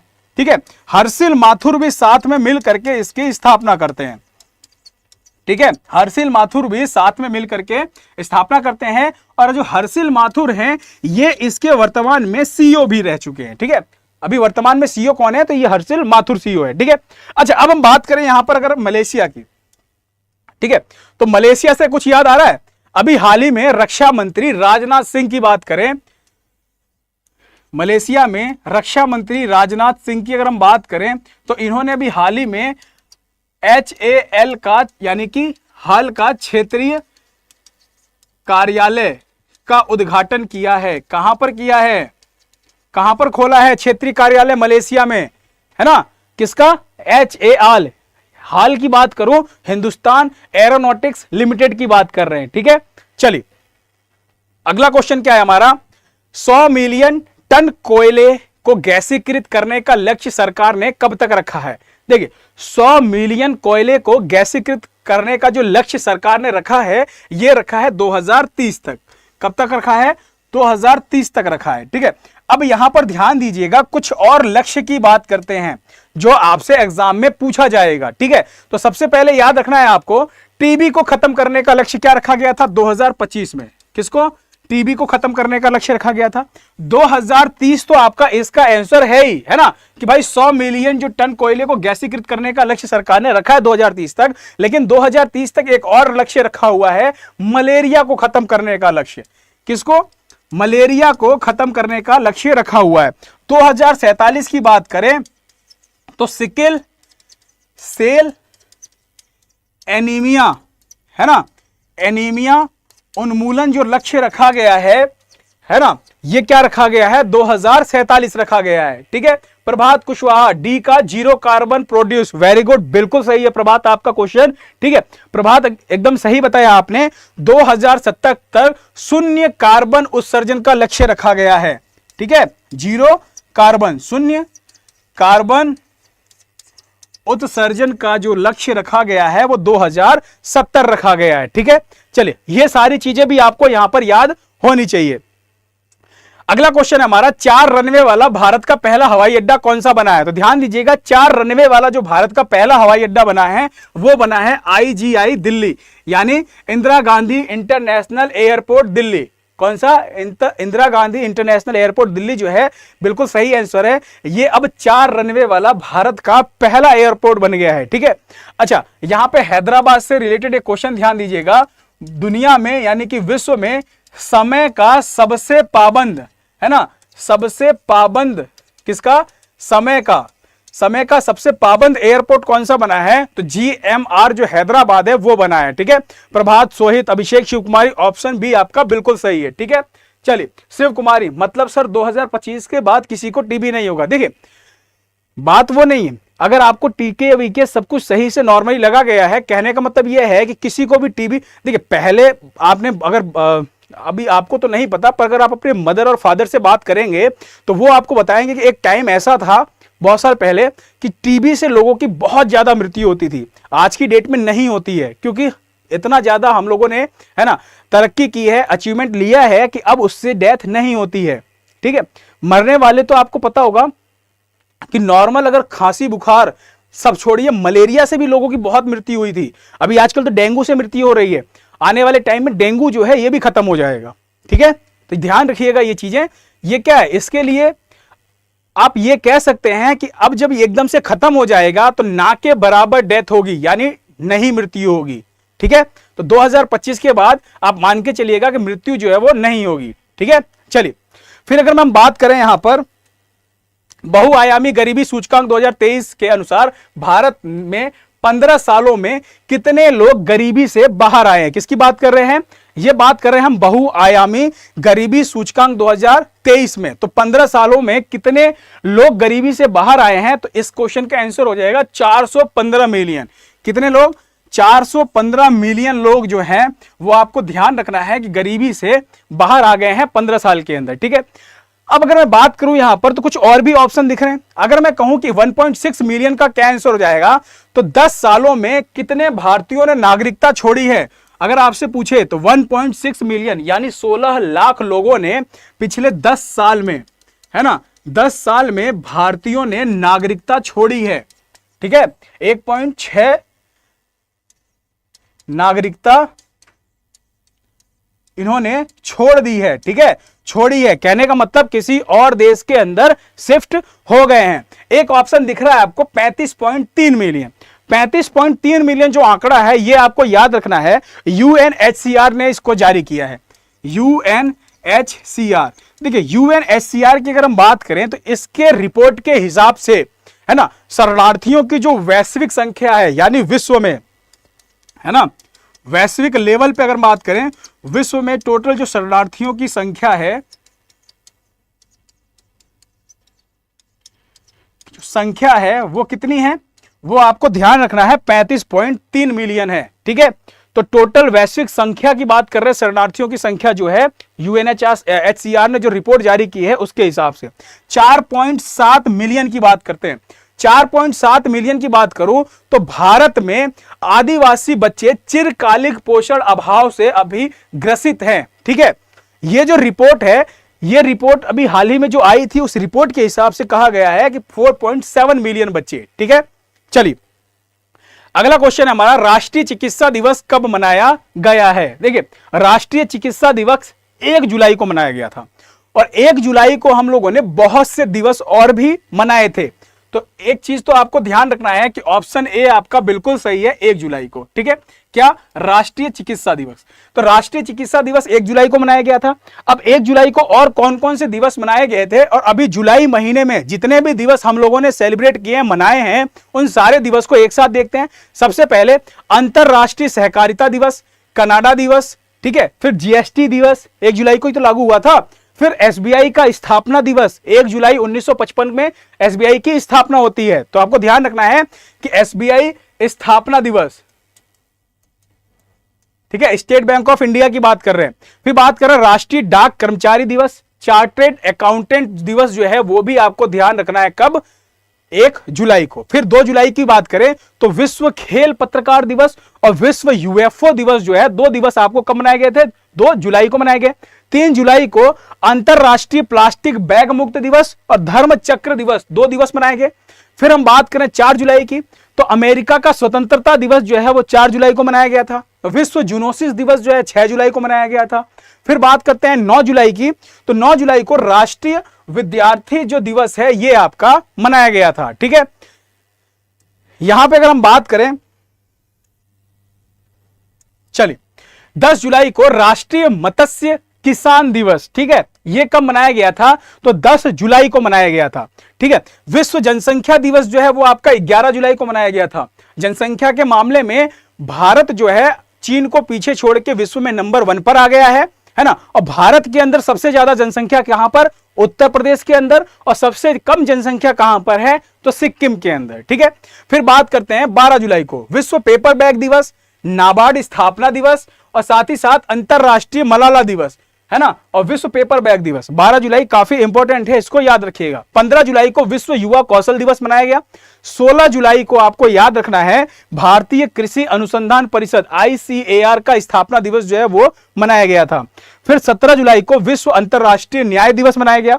20 जुलाई को विश्व शतरंज दिवस और अंतरराष्ट्रीय चंद्रमा दिवस, 2 दिवस मनाए गए थे। ठीक है, इसके बाद अगर हम बात करें यहां पर तो 22 जुलाई को भी 2 दिवस मनाए गए। एक आपका मनाया गया विश्व मस्तिष्क दिवस और एक मनाया गया आपका राष्ट्रीय आम दिवस। ठीक है, 23 जुलाई को राष्ट्रीय प्रसारण दिवस मनाया गया। 24 जुलाई को राष्ट्रीय थर्मल इंजीनियर दिवस मनाया गया। साथ में एक और दिवस मनाया गया था आयकर दिवस। कौन सा? आयकर दिवस। 26 जुलाई को कारगिल विजय दिवस मनाया गया था। ठीक है, 27 जुलाई को CRPF का स्थापना दिवस मनाया गया। 28 जुलाई को विश्व हेपेटाइटिस दिवस और विश्व प्रकृति संरक्षण दिवस मनाया गया। 29 जुलाई काफी इंपॉर्टेंट है, कई बार क्वेश्चन ये रिपीट हुआ है, विश्व मानव तस्करी दिवस जो है ना, ये आपको ध्यान रखना है कब? 29 जुलाई को। ठीक है, सॉरी ये 30 जुलाई को मनाया गया था। ये जो आपका मनाया गया था 30 जुलाई को मनाया गया था। 29 जुलाई जो आपका इंपॉर्टेंट है, आपको ध्यान देना है, 29 जुलाई को अंतरराष्ट्रीय बाघ दिवस मनाया गया था। ठीक है, और अभी एक आंकड़ा आया था, आपको ध्यान देना है, जो आंकड़ा था कि भारत के अंदर किस राज्य में बाघों की संख्या सबसे ज्यादा है? तो MP में। कहां पर? मध्य प्रदेश में जो संख्या है सबसे ज्यादा है बाघों की। ठीक है, यह चीज भी आपको यहां पर याद रखते हुए चलना है। ठीक है, चलिए अगला क्वेश्चन है, गौतम अडानी ने किस देश को 1600 मेगावाट की क्षमता वाला, किसकी बात कर रहे हैं? 1600 मेगावाट की क्षमता वाला विद्युत संयंत्र सौंपा है। ठीक है, तो यहां पर ध्यान दीजिएगा, इस विद्युत संयंत्र का नाम क्या है वो चीज आपको ध्यान रखनी है। विद्युत संयंत्र का नाम है गोड्डा। क्या नाम है?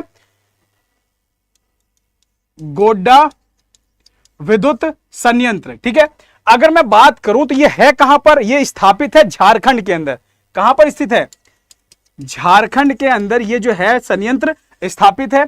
दूसरी चीज, एक चीज और आपको यहां पर ध्यान रखना है, पहली अंतरराष्ट्रीय बिजली परियोजना है ये क्या है? ये पहली अंतरराष्ट्रीय बिजली परियोजना है। ठीक है, और तो ये जो सौंपा गया है, ये किसको सौंपा गया है? बांग्लादेश को सौंपा गया है। ठीक है, शिव कुमारी, अभिषेक रावत, प्रभात कुशवाहा, सचिन, वेरी गुड, बिल्कुल सही है। ऑप्शन ए आपका बिल्कुल सही है, बांग्लादेश। क्या है? बांग्लादेश। अच्छा, अब बांग्लादेश की अगर मैं बात करूं तो अभी हाल ही में एक साइक्लोन बिपरजॉय आया था, याद आया? बिपरजॉय की बात करूं तो ये साइक्लोन आया हुआ है, इसका नामकरण किसने किया था? नामकरण बांग्लादेश ने किया था। ठीक है, फिर मैं बात करूं मैत्री पाइपलाइन, बहुत इंपॉर्टेंट है, भारत और बांग्लादेश ने मिलकर के इसका उद्घाटन किया। 20 ब्रॉड गेज लोकोमोटिव इंजन जो है, डीजल इंजन, वो भारत ने सौंपे हैं। ठीक है, फिर विदेश मंत्रियों की एक बैठक होती है बिम्स्टेक, ये बहुत इंपॉर्टेंट है। कहां पर होती है? तो थाईलैंड में होती है। कहां पर? थाईलैंड में।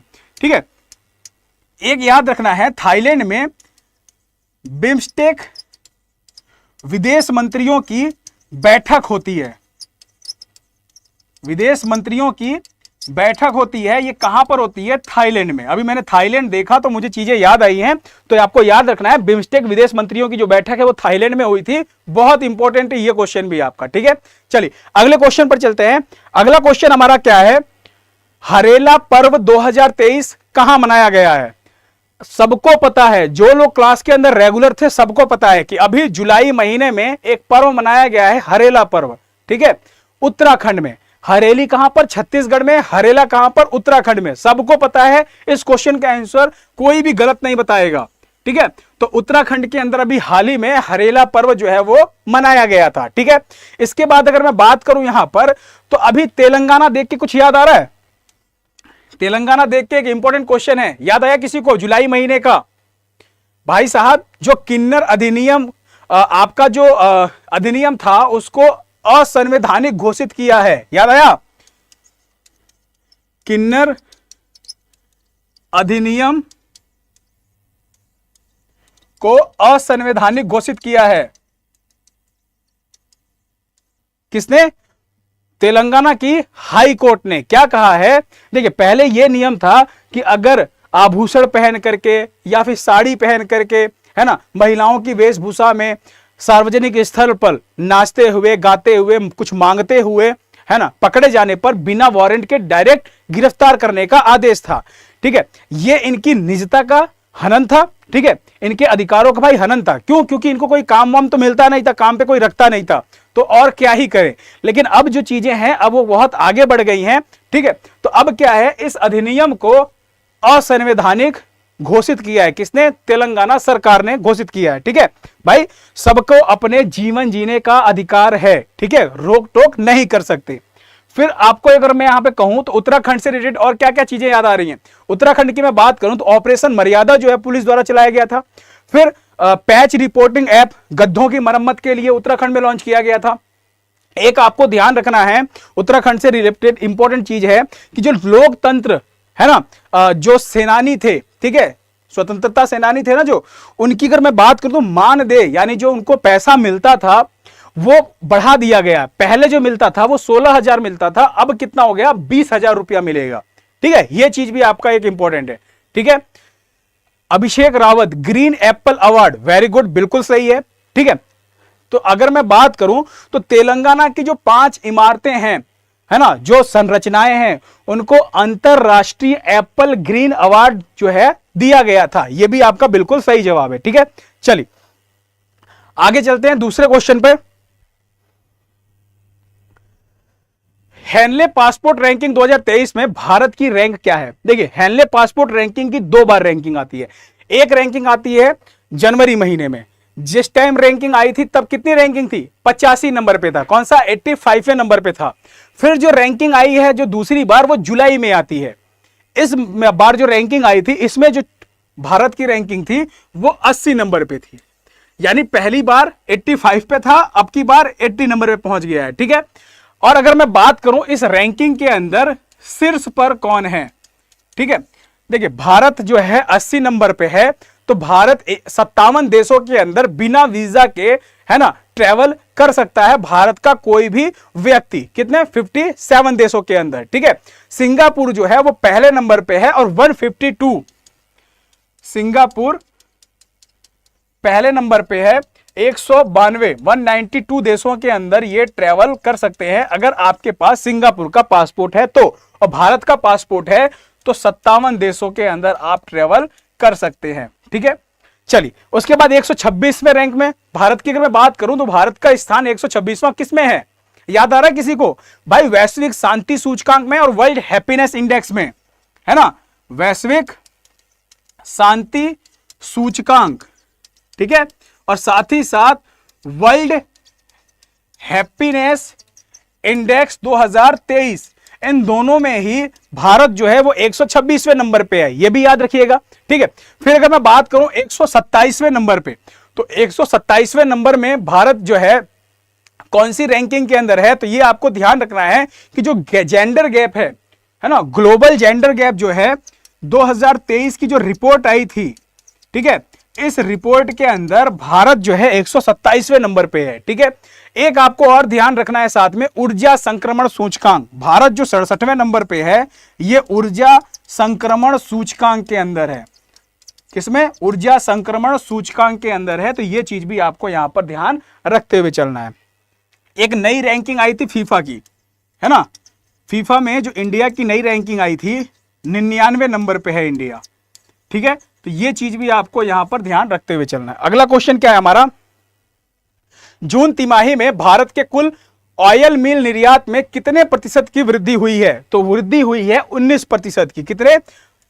19% की वृद्धि हुई है। ठीक है, अच्छा यहां पे 28% को देख के कुछ याद आ रहा है? अभी हाल ही में नई दिल्ली में 50वीं जीएसटी काउंसिल की बैठक होती है। ठीक है, इस बैठक के अंदर जो ऑनलाइन गेम है ना, ऑनलाइन गेम्स हो गए, कैसीनो हो गए, इसके अंदर 28% की जो जीएसटी है वो बढ़ा करके कर दी गई है। ठीक है, तो ये चीज भी आपको ध्यान रखना है। ऑप्शन सी जो 28 है ये भी आपको ऑप्शन के साथ याद रखते हुए चलना है। अगला क्वेश्चन क्या है हमारा, कौन सा राज्य 2024 में फिल्म फेयर पुरस्कारों के 69वें संस्करण की मेजबानी करेगा? ठीक है, तो यहां पे ध्यान रखना जो गुजरात है वो मेजबानी करेगा। तो ऑप्शन ए आपका बिल्कुल सही है, गुजरात। ठीक है, अच्छा यहां पे ध्यान दीजिएगा, गुजरात से रिलेटेड जुलाई महीने में कुछ इंपॉर्टेंट क्वेश्चंस हैं। सबसे पहला क्या, दुनिया का सबसे बड़ा जो कार्यालय भवन है वो गुजरात में सूरत डायमंड बोर्स बना है। किसको पीछे छोड़ करके? तो अमेरिका की जो बिल्डिंग है पेंटागन करके, है ना, उसको पीछे छोड़ दिया है। अंत्योदय श्रमिक सुरक्षा योजना का जो पायलट प्रोजेक्ट है वो गुजरात ने लॉन्च किया है। भारत के पहले स्वदेशी परमाणु रिएक्टर की अगर मैं बात करूं यहां पर, तो उसका संचालन गुजरात ने अभी, है ना, शुरू हुआ है। कहां पर शुरू हुआ है? गुजरात में शुरू हुआ है। फिर स्थापित पवन ऊर्जा क्षमता के मामले में, किसमें? स्थापित पवन ऊर्जा क्षमता के मामले में गुजरात आपका शीर्ष पर पहुंच गया, यह भी याद रखना है। गुजरात हाईकोर्ट के जो मुख्य न्यायाधीश हैं सुनीता अग्रवाल, कौन बनी है? सुनीता अग्रवाल जो है वो मुख्य न्यायाधीश बनी है, यह चीज आपको ध्यान रखना है। फिर बात करते हैं, प्रधानमंत्री नरेंद्र मोदी ने सेमीकॉन इंडिया का उद्घाटन अभी हाल ही में गुजरात में किया है। प्रधानमंत्री गुजरात के पहले ग्रीनफील्ड एयरपोर्ट यानी हवाई अड्डे की बात कर रहे हैं हम, उसका उद्घाटन कहां पर करेंगे? तो हीरासर में करेंगे। ठीक है, क्या करेंगे? उद्घाटन। ठीक है, अगला चलते हैं, वापस अगले क्वेश्चन पर चलते हैं। अगला क्वेश्चन हमारा क्या है, ओडिशा सरकार ने तेंदुपत्ता श्रमिकों के लिए कितने करोड़ रुपए की वित्तीय सहायता जो है ना, उसकी घोषणा की है? तो तेंदुपत्ता श्रमिकों के लिए, किसके लिए? तेंदुपत्ता श्रमिकों के लिए यहां पर 56 करोड़ रुपए की, कितनी? 56 करोड़ रुपए की ओडिशा सरकार ने अभी हाल ही में सहायता की घोषणा की है। ठीक है, अब ओडिशा से रिलेटेड कुछ और इंपॉर्टेंट क्वेश्चंस की बात करते हैं जुलाई महीने में। तो सबसे पहले तो आपको यह ध्यान देना है कि ओडिशा सरकार ने कुई भाषा, कौन सी भाषा? कुई भाषा। ठीक है, कुई भाषा को 8वीं अनुसूची में शामिल करने का प्रस्ताव रखा है। फिर पहली एआई एंकर लीसा का अनावरण ओडिशा में किया गया, आपने अभी पहले पढ़ रखा है इसको। ठीक है, फिर अम्मा पोखरी परियोजना जो है वो ओडिशा में शुरू की गई है। मिशन शक्ति स्कूटर योजना जो है ये ओडिशा में शुरू किया गया है। तो इतनी सारी चीजें आपको ओडिशा से याद रखते हुए चलना है। ठीक है, चलिए अगला क्वेश्चन क्या है हमारा, नॉर्थ चैनल पार करने वाले दुनिया के सबसे कम उम्र के व्यक्ति कौन बने हैं? नॉर्थ चैनल, आपको पता है नॉर्थ चैनल कहां पर है? बता रखा है ना, जो यूके का मैप है, यूनाइटेड किंगडम है ना, यूके के मैप में यहां पर उत्तरी आयरलैंड है। ठीक है, ऊपर अगर मैं बात करूं यहां पर तो स्कॉटलैंड है, फिर यहां पर इंग्लैंड है और यहां पर वेल्स है। ये जो बीच वाला एरिया है ये क्या है? ये है आपका नॉर्थ चैनल। और ये वाला जो एरिया है यहां पर ये है आपका इंग्लिश चैनल। क्या है? English channel. ठीक है, तो यहां पर ध्यान दीजिएगा, नॉर्थ चैनल को पार करने वाले दुनिया के सबसे कम उम्र के व्यक्ति की बात कर रहे हैं। ठीक है, तो सबसे कम उम्र के जो व्यक्ति बने हैं वो बने हैं आपके अंशुमन झिंगन। कौन? अंशुमन झिंगरन जो हैं ये आपके बने हैं। इस क्वेश्चन का आंसर क्या हो जाएगा? Option B. अच्छा, मिहिर सेन देख के कुछ याद आ रहा है? इंग्लिश चैनल को पार करने वाले सबसे पहले भारतीय हैं ये। ठीक है, इंग्लिश चैनल को पार करने वाले सबसे पहले जो भारतीय हैं वो कौन है? वो है आपके मिहिर सेन। संपन्न रमेश की अगर मैं बात करूं तो पाक जल डमरू मध्य, किसकी बात कर रहा हूं? पाक जल डमरू मध्य को सबसे तेजी से पार करने वाले जो व्यक्ति बने हैं। ठीक है, पाक जल डमरू मध्य को सबसे तेजी से, है ना, सबसे तेजी से पार करने वाले जो व्यक्ति बने हैं, जो भारतीय हैं, वो कौन है? संपन्न रमेश हैं। कृष्ण प्रकाश की बात करूं तो इन्हें आयरन मैन भी कहा जाता है। क्या कहा जाता है? आयरन मैन को इनकी संज्ञा दी जाती है। ये महाराष्ट्र पुलिस के ऑफिसर हैं, एक आईपीएस अधिकारी हैं ये। ठीक है, और इन्होंने क्या किया है, जो मुंबई का गेटवे ऑफ इंडिया है, ठीक है, कौन सा? गेटवे ऑफ इंडिया की अगर बात करूं, वहां से एलिफेंटा की जो गुफाएं हैं, है ना, वहां तक पार करने वाले पहले भारतीय व्यक्ति बने हैं, तैरकर पार करने वाले। ठीक है, तो ये क्वेश्चन भी आपको यहां पर याद रखते हुए चलना है। अगला क्वेश्चन क्या है हमारा, हॉकी एशियन चैंपियंस ट्रॉफी 2023 का शुभंकर किसे बनाया गया है? देखिए, अगर इसके शुभंकर की मैं बात करूं यहां पर, इसका जो शुभंकर है वो है बॉमन। आप लोगों ने पढ़ रखा है, आपको मैंने बता रखा है बॉमन। बॉमन कैसा दिखता है? है ना, हाथी वाला जो कार्टून नहीं है, हाथी कार्टून जिसके अंदर हाथी का मुंह लगा हुआ, आप लोगों को मैंने फोटो भी दिखाई थी, है ना, हाथी जो है हाथी जैसा कार्टून टाइप का दिखता है ना, वो शुभंकर बोम्बन उसका नाम है। और कौन सा, हॉकी एशियन चैंपियंस ट्रॉफी 2023 का शुभंकर है। ठीक है, अब यहां पे मैं बात करूं तो यहां पे और भी शुभंकर के नाम आपको दिख रहे हैं। तो अगर मैं कहूं आपसे जो गोवा में होने वाला है, क्या गोवा में 37वां राष्ट्रीय खेल, याद आया, उसका जो शुभंकर है वो क्या है, मोगा। ठीक है, फिर वीरा की बात करूं अगर मैं, तो वीरा जो है ये महिला विश्व मुक्केबाजी चैंपियनशिप, जिसका आयोजन अभी हाल ही में कहां पर हुआ था, नई दिल्ली में इसका आयोजन हुआ था।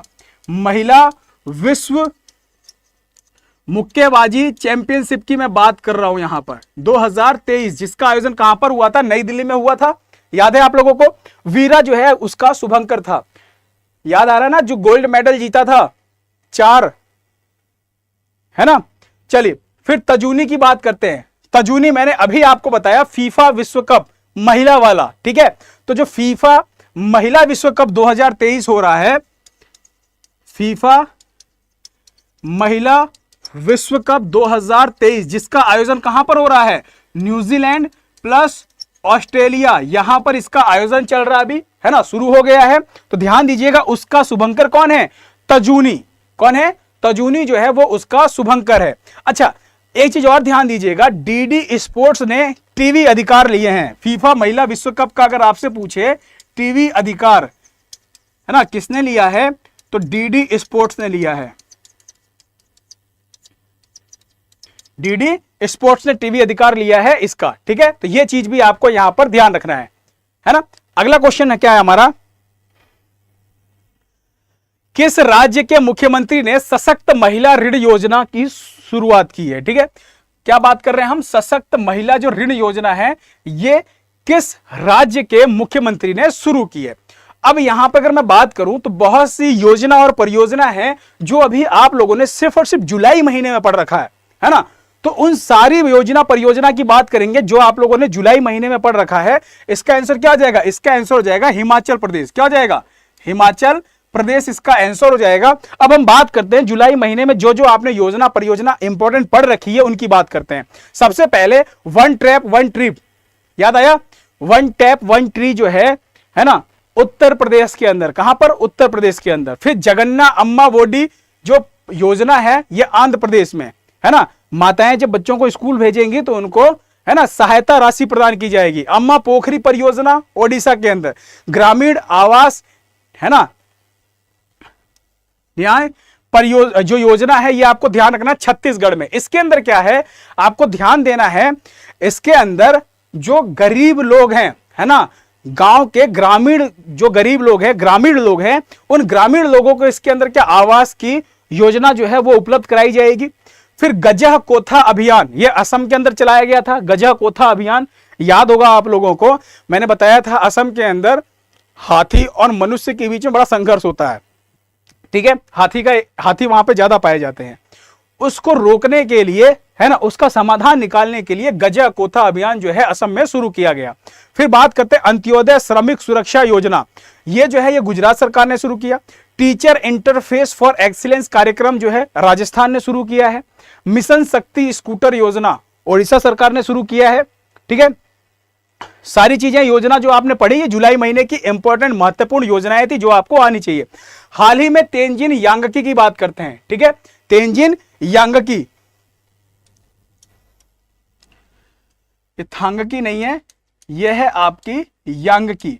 किस राज्य की पहली महिला आईपीएस अधिकारी बनी है। ठीक है, तो तेंजिन यांगकी जो है वो किस राज्य की पहली महिला आईपीएस अधिकारी बनी है। तो इस क्वेश्चन का आंसर क्या हो जाएगा, अरुणाचल प्रदेश। क्या हो जाएगा, अरुणाचल प्रदेश। ऑप्शन जो बी है आपका बिल्कुल सही आंसर है। ठीक है, अब यहां पे एक चीज और ध्यान दीजिएगा, मध्य प्रदेश के अंदर क्या हुआ था, सिकिल सेल, है ना, सिकिल सेल एनीमिया उन्मूलन, है ना, जो कार्यक्रम है इसकी शुरुआत प्रधानमंत्री नरेंद्र मोदी ने मध्य प्रदेश में की है। ठीक है, और इसके उन्मूलन का लक्ष्य क्या है, 2047 रखा गया है, यह भी याद रखिएगा। ठीक है, अच्छा, अभी हमने बात की यहां पर इस क्वेश्चन के अंदर पहली महिला आईपीएस अधिकारी कहां की? तो अरुणाचल प्रदेश की। ये अरुणाचल प्रदेश की पहली महिला अधिकारी हैं तेंजिन यांगकी जिनका नाम है। लेकिन अगर आपसे पूछूं मैं कि भारत की पहली महिला आईपीएस अधिकारी है ना, तो ध्यान रखिएगा किरण बेदी। क्या नाम है? किरण बेदी जो है वो बिल्कुल सही नाम है। ठीक है, चलिए इसके बाद अगर हम बात करें कुछ और नियुक्तियों की बात करते हैं जो आपको याद होनी चाहिए। जैसे अभी जजों की नियुक्ति हुई है ना, न्यायाधीशों की नियुक्ति हुई है अलग अलग जगह पे, तो ध्यान रखिएगा जस्टिस धीरज सिंह ठाकुर जो है ये आंध्र प्रदेश हाईकोर्ट के मुख्य न्यायाधीश बनाए गए। सुभाषिष तालापात्रा की बात करूं तो ओडिशा हाईकोर्ट के मुख्य न्यायाधीश बनाए गए, है ना। आलोक आराधे की बात करूं तो तेलंगाना हाईकोर्ट के मुख्य न्यायाधीश बनाए गए। शाहरुख खान की बात करूं तो अभी जो विश्व कप होने वाला है, भारत के अंदर जो विश्व कप होने वाला है क्रिकेट का, उसके ब्रांड एम्बेसडर बनाए गए हैं। ठीक है, टीवी नरेंद्र की बात करेगा तो टाटा स्टील के एमडी और सीईओ बनाए गए। जूनियर भारतीय हॉकी टीम के कप्तान कौन बनाए गए? उत्तम सिंह बनाए गए, है ना। यहां पे एक चीज और ध्यान दीजिएगा, ये उत्तम सिंह हैं। ठीक है, एक नाम आपको याद रखना, देवेश उत्तम, मिक्स नहीं करना। देवेश उत्तम क्या है? लिथुआनिया में भारतीय राजदूत के रूप में तैनात हुए हैं। ठीक है, एसके मिश्रा की बात करें तो प्रवर्तन निदेशालय के निदेशक हैं, इनका कार्यकाल अभी हाल ही में बढ़ाया गया है। पैन गोंग सेंग की बात करें तो चीन के केंद्रीय बैंक के नए गवर्नर बनाए गए। फिर बात करते हैं फांगनोन कोन्यक की, तो राज्यसभा में अध्यक्षता करने वाली नागालैंड की पहली महिला सदस्य है। राज्यसभा में पहली महिला सदस्य नागालैंड की, इसलिए इंपॉर्टेंट है। ठीक है, फांगनोन कोन्यक। ठीक है, चलिए वर्ल्ड सीरीज कल्चर प्रोग्राम में शामिल होने वाला पहला भारतीय शहर कौन सा बना है? तो ध्यान दीजिएगा इसके अंदर शामिल होने वाला जो पहला भारतीय शहर है वो आपका बना है बेंगलुरु। कौन बना है? बेंगलुरु। ऑप्शन बी आपका बिल्कुल सही है। अब बेंगलुरु से रिलेटेड कुछ और क्वेश्चंस की बात करते हैं जो जुलाई मंथ में काफी इंपॉर्टेंट है। स्पर बैंक जो है ना, स्पर बैंक, स्पर बैंक, ध्यान दीजिएगा ये क्या करेगा? ये अपना सूचना प्रौद्योगिकी केंद्र स्थापित करेगा बेंगलुरु के अंदर। क्या स्थापित करेगा? सूचना प्रौद्योगिकी केंद्र जो है कहां पर? बेंगलुरु में स्थापित करेगा। इसके पहले, है ना, इसकी एक शाखा ऑलरेडी 2010 से दिल्ली के अंदर कार्यरत है। ठीक है, फिर बात करते हैं अभी डिजिटल लेन देन के मामले में जो बेंगलुरु है आपका शीर्ष पर है ना। कई बार आप लोगों ने पढ़ा है इसको कि डिजिटल लेन देन में, है ना, शीर्ष शहर कौन सा है भारत में? तो आपको ध्यान रखना है बेंगलुरु है। एक टॉमटॉम की रिपोर्ट के आप लोगों ने पढ़ रखा है कई बार, है ना। टॉमटॉम की जो रिपोर्ट थी उसके अनुसार जो भारत है ना, पहला ऐसा शहर है भारत के अंदर बेंगलुरु, और दुनिया में दूसरा ऐसा शहर है जहां पे सबसे धीमा ट्रैफिक है ना, सबसे ज्यादा ट्रैफिक है। यानी सबसे धीमा शहर अगर दुनिया का दूसरा सबसे धीमा शहर है तो वो क्या है? बेंगलुरु है। और भारत का पहला और दुनिया का सबसे धीमा शहर जो है पहले नंबर पे वो कौन है? लंदन है। ठीक है, ऐसा टॉमटॉम की रिपोर्ट में कहा गया है ना। अभिषेक रावत, वेरी गुड, बिल्कुल सही बता रहे हैं आप। आपको ध्यान रखना है पहला 3D डाकघर, भारत का पहला 3D डाकघर, पोस्ट ऑफिस, ठीक है, कहां पर? तो बेंगलुरु में, है ना। तो ये चीजें भी आपको यहां पर याद रखनी है। आ जाइए अगला क्वेश्चन है, एशियाई युवा जूनियर वेट लिफ्टिंग चैंपियनशिप का आयोजन कहां पर किया जा रहा है? किसकी बात कर रहे हैं? हम बात कर रहे हैं एशियाई युवा जूनियर वेट लिफ्टिंग चैंपियनशिप का जो आयोजन है ये कहां पर किया जा रहा है? तो देखिए इसका जो आयोजन है ये किया जा रहा है उत्तर प्रदेश के अंदर। कहां पर किया जा रहा है? उत्तर प्रदेश के अंदर। ठीक है, शुभम सिंह, लंदन फर्स्ट धीमा शहर and living for student, very good, बिल्कुल सही है आपका, है ना, कि जो सबसे धीमा शहर है वो लंदन है। ठीक है, एक और आपको ध्यान रखना है, बर्लिन नाम याद रखना है। सार्वजनिक परिवहन के अंदर, है ना, सर्वश्रेष्ठ सार्वजनिक परिवहन की अगर जो लिस्ट जारी हुई थी उसमें जो है बर्लिन जो है वो नंबर 1 पर था। किसकी बात कर रहे हैं? सर्वश्रेष्ठ सार्वजनिक परिवहन, ये जो एक लिस्ट जारी हुई थी, है ना, एक रैंकिंग जारी हुई थी, इस रैंकिंग के हिसाब से जो बर्लिन है ना, वो आपका फर्स्ट नंबर पे है। इसके अंदर जो हमारा भारत का जो पहला शहर शामिल हुआ था वो था मुंबई। ठीक है, मुंबई शामिल हुआ था। और जो मुंबई की रैंकिंग है इस लिस्ट में वो 19th नंबर पे है, यानी 19वें नंबर पे है मुंबई की रैंकिंग। ठीक है, तो ये चीज भी आपको यहां पर ध्यान रखनी है। ठीक है, Sohit Yadav option B, Abhishek Rawat option B, very good, बिल्कुल सही है। उत्तर प्रदेश जो है वो आपका बिल्कुल सही आंसर है। ठीक है, तो एशियाई युवा जूनियर वेट लिफ्टिंग चैंपियनशिप का जो आयोजन है वो उत्तर प्रदेश में किया जाएगा, है ना। वेट लिफ्टिंग आपको पता है ना, जो वजन उठाते हैं, है ना, रॉड होती है दोनों तरफ, वेट लगा रहता है, वेट लिफ्टिंग यानी वजन जो उठाया जाता है रॉड के ऊपर, वो वेट लिफ्टिंग के अंदर आता है। ठीक है, चलिए, बगीचों का सिटी बेंगलुरु, है ना, ममता पटेल, वेरी गुड। अब हम बात करते हैं उत्तर प्रदेश से रिलेटेड कुछ इंपॉर्टेंट करंट अफेयर्स की। जुलाई महीने में यूपी से रिलेटेड बहुत से ऐसे करंट अफेयर्स हैं जो एग्जाम ओरिएंटेड काफी इंपॉर्टेंट हैं, उनको हम देखते हैं। तो सबसे पहले आपको ध्यान देना है, उत्तर प्रदेश में डॉक्टरों की सेवानिवृत्ति की जो आयु है उसको बढ़ाकर के 65 वर्ष कर दिया गया है ना। उत्तर प्रदेश की बात कर रहे हैं, यहां पर डॉक्टरों की आयु बढ़ा करके 65 वर्ष की गई है। ठीक है, और जम्मू कश्मीर के अंदर, कहां पर, जम्मू कश्मीर के अंदर जो प्रोफेसर हैं, है ना, प्रोफेसर की आयु बढ़ा करके 65 वर्ष की गई है, सेवानिवृत्ति की आयु की बात कर रहा हूं। ठीक है ना, तो ये दोनों चीज आपको ध्यान रखना है। प्रोफेसर की 65 वर्ष कहां पर बढ़ाकर की गई है, सेवानिवृत्ति की, रिटायरमेंट की बात कर रहा हूं, जम्मू कश्मीर में, और डॉक्टरों की आयु 65 वर्ष की गई है कहां पर, उत्तर प्रदेश में। फिर राष्ट्रीय शहीद स्मारक और यहां पर रेलवे सुरक्षा के लिए राष्ट्रीय संग्रहालय का जो अनावरण किया गया है वो कहां पर किया गया है, तो वो किया गया है लखनऊ के अंदर। कहां पर किया गया है, लखनऊ के अंदर।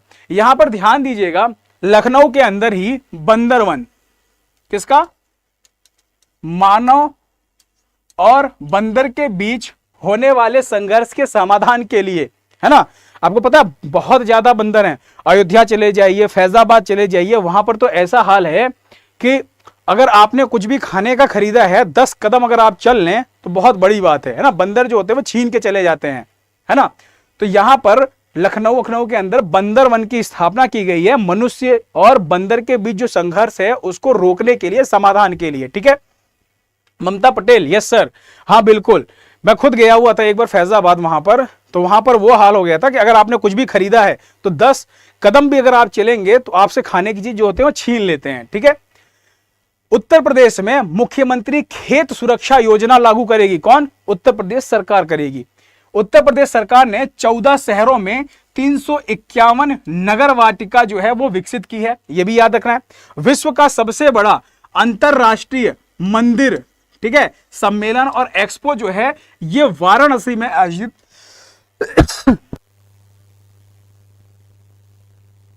कहां पर, वाराणसी में आयोजित किया जाएगा।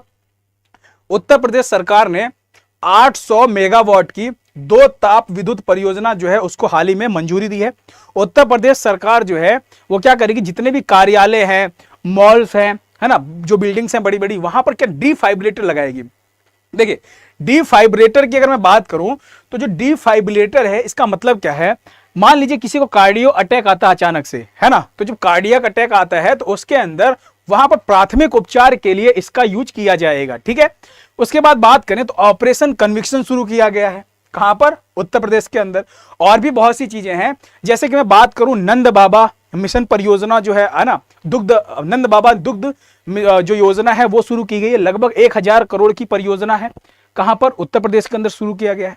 जीआई टैग की बात करें तो जीआई टैग के मामले में दूसरे नंबर पे है उत्तर प्रदेश। ठीक है, और अभी अमरोहा जो ढोलक है ना, जैसा मैंने अभी कमेंट बॉक्स में पढ़ा कि अमरोहा का ढोलक, बहुत सही बताया आपने, किसने बताया था, प्रभात कुशवाहा, है ना, बिल्कुल सही है आपका प्रभात, कि अमरोहा का जो ढोलक है, लास्ट में जो 7 जीआई टैग मिले थे उसमें अमरोहा के ढोलक को भी जीआई टैग मिला था। ठीक है, सुने ना, पानी पी लीजिए सर, 2 घंटा लगातार आप पढ़ा, कोई बात नहीं, बस क्लास खत्म ही होने वाली है ना, अब बस क्लास खत्म होते ही पानी पी लेंगे। प्रभात कुशवाहा जीआई टैग में यूपी 2nd नंबर पे। यूपी से रिलेटेड कुछ इंपॉर्टेंट जीआई टैग्स की बात करें अगर, तो हाथरस की हींग आपको याद रखनी है ना, बनारसी लंगड़ा आम याद रखना है। ठीक है, फिर बनारसी पान याद रखना है। एक और आपको औथुर जो पान के पत्ते हैं ना, औथुर पान तमिलनाडु का, एक वो पान याद रखना है, एक बनारसी पान याद रखना है। बनारसी पान जो बना बनाया पान है, और जो ऑथुर है वो पान का पत्ता है, दोनों में अंतर है, ठीक है। उसके बाद अगर मैं बात करूं यहां पर, तो रामनगर का जो सफेद बैगन है ना, भंटा, वो भी, उसको भी जीआई टैग मिला है। आदम चीनी चावल है, उसको जीआई टैग मिला है। अमरोहा का ढोलक आपने बताया। हाथरस की हींग ऑलरेडी हो ही चुकी है ना। तो इतनी सारी जो चीजें हैं आपको उत्तर प्रदेश से याद रखनी। Abhishek Rawat, pod taxi, very good, बिल्कुल सही है, पॉड टैक्सी। कहां से कहां तक? तो जो फिल्म सिटी है वहां से जेवर एयरपोर्ट है वहां तक, उसके बीच में पॉड टैक्सी जो है वो चलाई जाएगी, ठीक है। उसके बाद एक और आपको याद रखना है, बच्चों के लिए डिजिटल हेल्थ कार्ड लॉन्च करने वाला जो पहला राज्य है ना, बच्चों के लिए डिजिटल स्वास्थ्य कार्ड या हेल्थ कार्ड जो है लॉन्च करने वाला पहला राज्य कौन सा है? उत्तर प्रदेश। तो वो भी आपको यहां पर याद रखना है, ठीक है। तो इतनी सारी जो चीजें हैं वो आपको याद रखते हुए चलना है, कहां से? उत्तर प्रदेश से रिलेटेड, ठीक है। अभी अगर हम बात करें यहां पर, तो आज के लिए इतना ही रखते हैं, ठीक है। आज की जो क्लास है उसको यहीं पे खत्म करते हैं। टोटल जितना भी आपका जुलाई का था, है ना, कंप्लीट सारे के सारे जितने भी इंपॉर्टेंट थे, चाहे वो नियुक्तियां थी, है ना, या आपके दिवस थे, निधन थे, पुस्तक था, है ना, या इंपॉर्टेंट कोई स्टेट का था, या अपने इंटरनेशनल न्यूज थी, खेल से संबंधित, क्रिकेट से संबंधित, जितना भी आपका इंपॉर्टेंट आप लोगों ने जुलाई मंथ के अंदर पढ़ा था, सब कुछ निकाल के यहां पर लाके रख दिया है, ठीक है। इसकी एक अलग प्लेलिस्ट बना दी गई है। जब आप जाएंगे अपने यूट्यूब के चैनल पर, जब जाएंगे तो वहां पे आपको एक मंथली करंट अफेयर्स का एक अलग से प्लेलिस्ट देखने को मिलेगा, ठीक है। तो जो लोग रेगुलर नहीं हैं, जिनका छूटा हुआ है जनवरी फरवरी या वो नए बच्चे, है ना, अब उनके पास इतना समय तो है नहीं कि 30 दिन या 60 दिन की सारी एक एक क्लास ले पाए, ठीक है। तो वो क्या कर सकते हैं, अपने करंट अफेयर्स को कंप्लीट करने के लिए जनवरी महीने का पूरा वीडियो देखें, फरवरी महीने का देखें, है ना, क्योंकि करंट अफेयर्स जो है वो पिछले साल से लेके करंट जो साल चल रहा है वहां तक का पूछा जाता है, ठीक है। तो आप लोग उसको फोकस करके पूरे महीने का एक साथ देख के अपनी चीजों को क्या है, रिवाइज करिए और कंप्लीट कीजिए, कि करंट से रिलेटेड कोई भी चीज आपका गलत नहीं होना चाहिए। जो लोग रेगुलर हैं वो तो कभी कोई गलती नहीं करेंगे, वो तो मुझे पता है। जो लोग रेगुलर नहीं है ना, वो लोग क्या है, मंथली वाला देख के अपना सब कुछ करंट का जो है वो कवर कर सकते हैं, ठीक है। आज की क्लास जो है हम उसको यहीं पर खत्म कर रहे हैं, ठीक है। चलिए, सुनैना चौधरी, सिविल शॉर्ट्स, है ना, अमन वर्मा, प्रभात कुशवाहा, बिल्कुल थैंक यू सो मच आप सभी लोगों को, और आप सभी लोगों को मेरी तरफ से गुड नाइट, ठीक है। कल फिर मिलते हैं, ठीक है। आपकी जो क्लास चलेगी वो 6 बजे। हाँ सर, ये अच्छा रहेगा, फिर सब एक जगह मिल जाएगा और जल्दी रिवीजन भी हो जाएगा, है ना, बिल्कुल। इसीलिए मैंने क्या किया है कि आप जब जाएंगे तो मंथली उसी प्लेलिस्ट के अंदर, प्लेलिस्ट में जाएंगे तो आपको मंथली प्लेलिस्ट अलग मिलेगी, है ना, मंथली करंट अफेयर्स की, ठीक है। वहां पे जनवरी से लेके अभी तक जो भी आपकी है वो अवेलेबल हो जाएगा। और रही बात यहां पर पीडीएफ की, तो अभी आपको टेलीग्राम चैनल पे पीडीएफ अवेलेबल हो जाएगा क्लास खत्म होने के बाद, ठीक है। आप वहां से डाउनलोड कर लीजिएगा, ठीक है। Sir, maximum current affairs quiz attempt कैसे करें, है ना, प्रैक्टिस से। आप प्रैक्टिस करते रहिए, ठीक है, रिवीजन करते रहिए, आप कर ले जाएंगे, ठीक है। शुभम। चलिए, आज की क्लास को यहीं पे खत्म करते हैं। थैंक यू सो मच आप सभी लोगों को, और आप सभी लोगों को मेरी तरफ से गुड नाइट।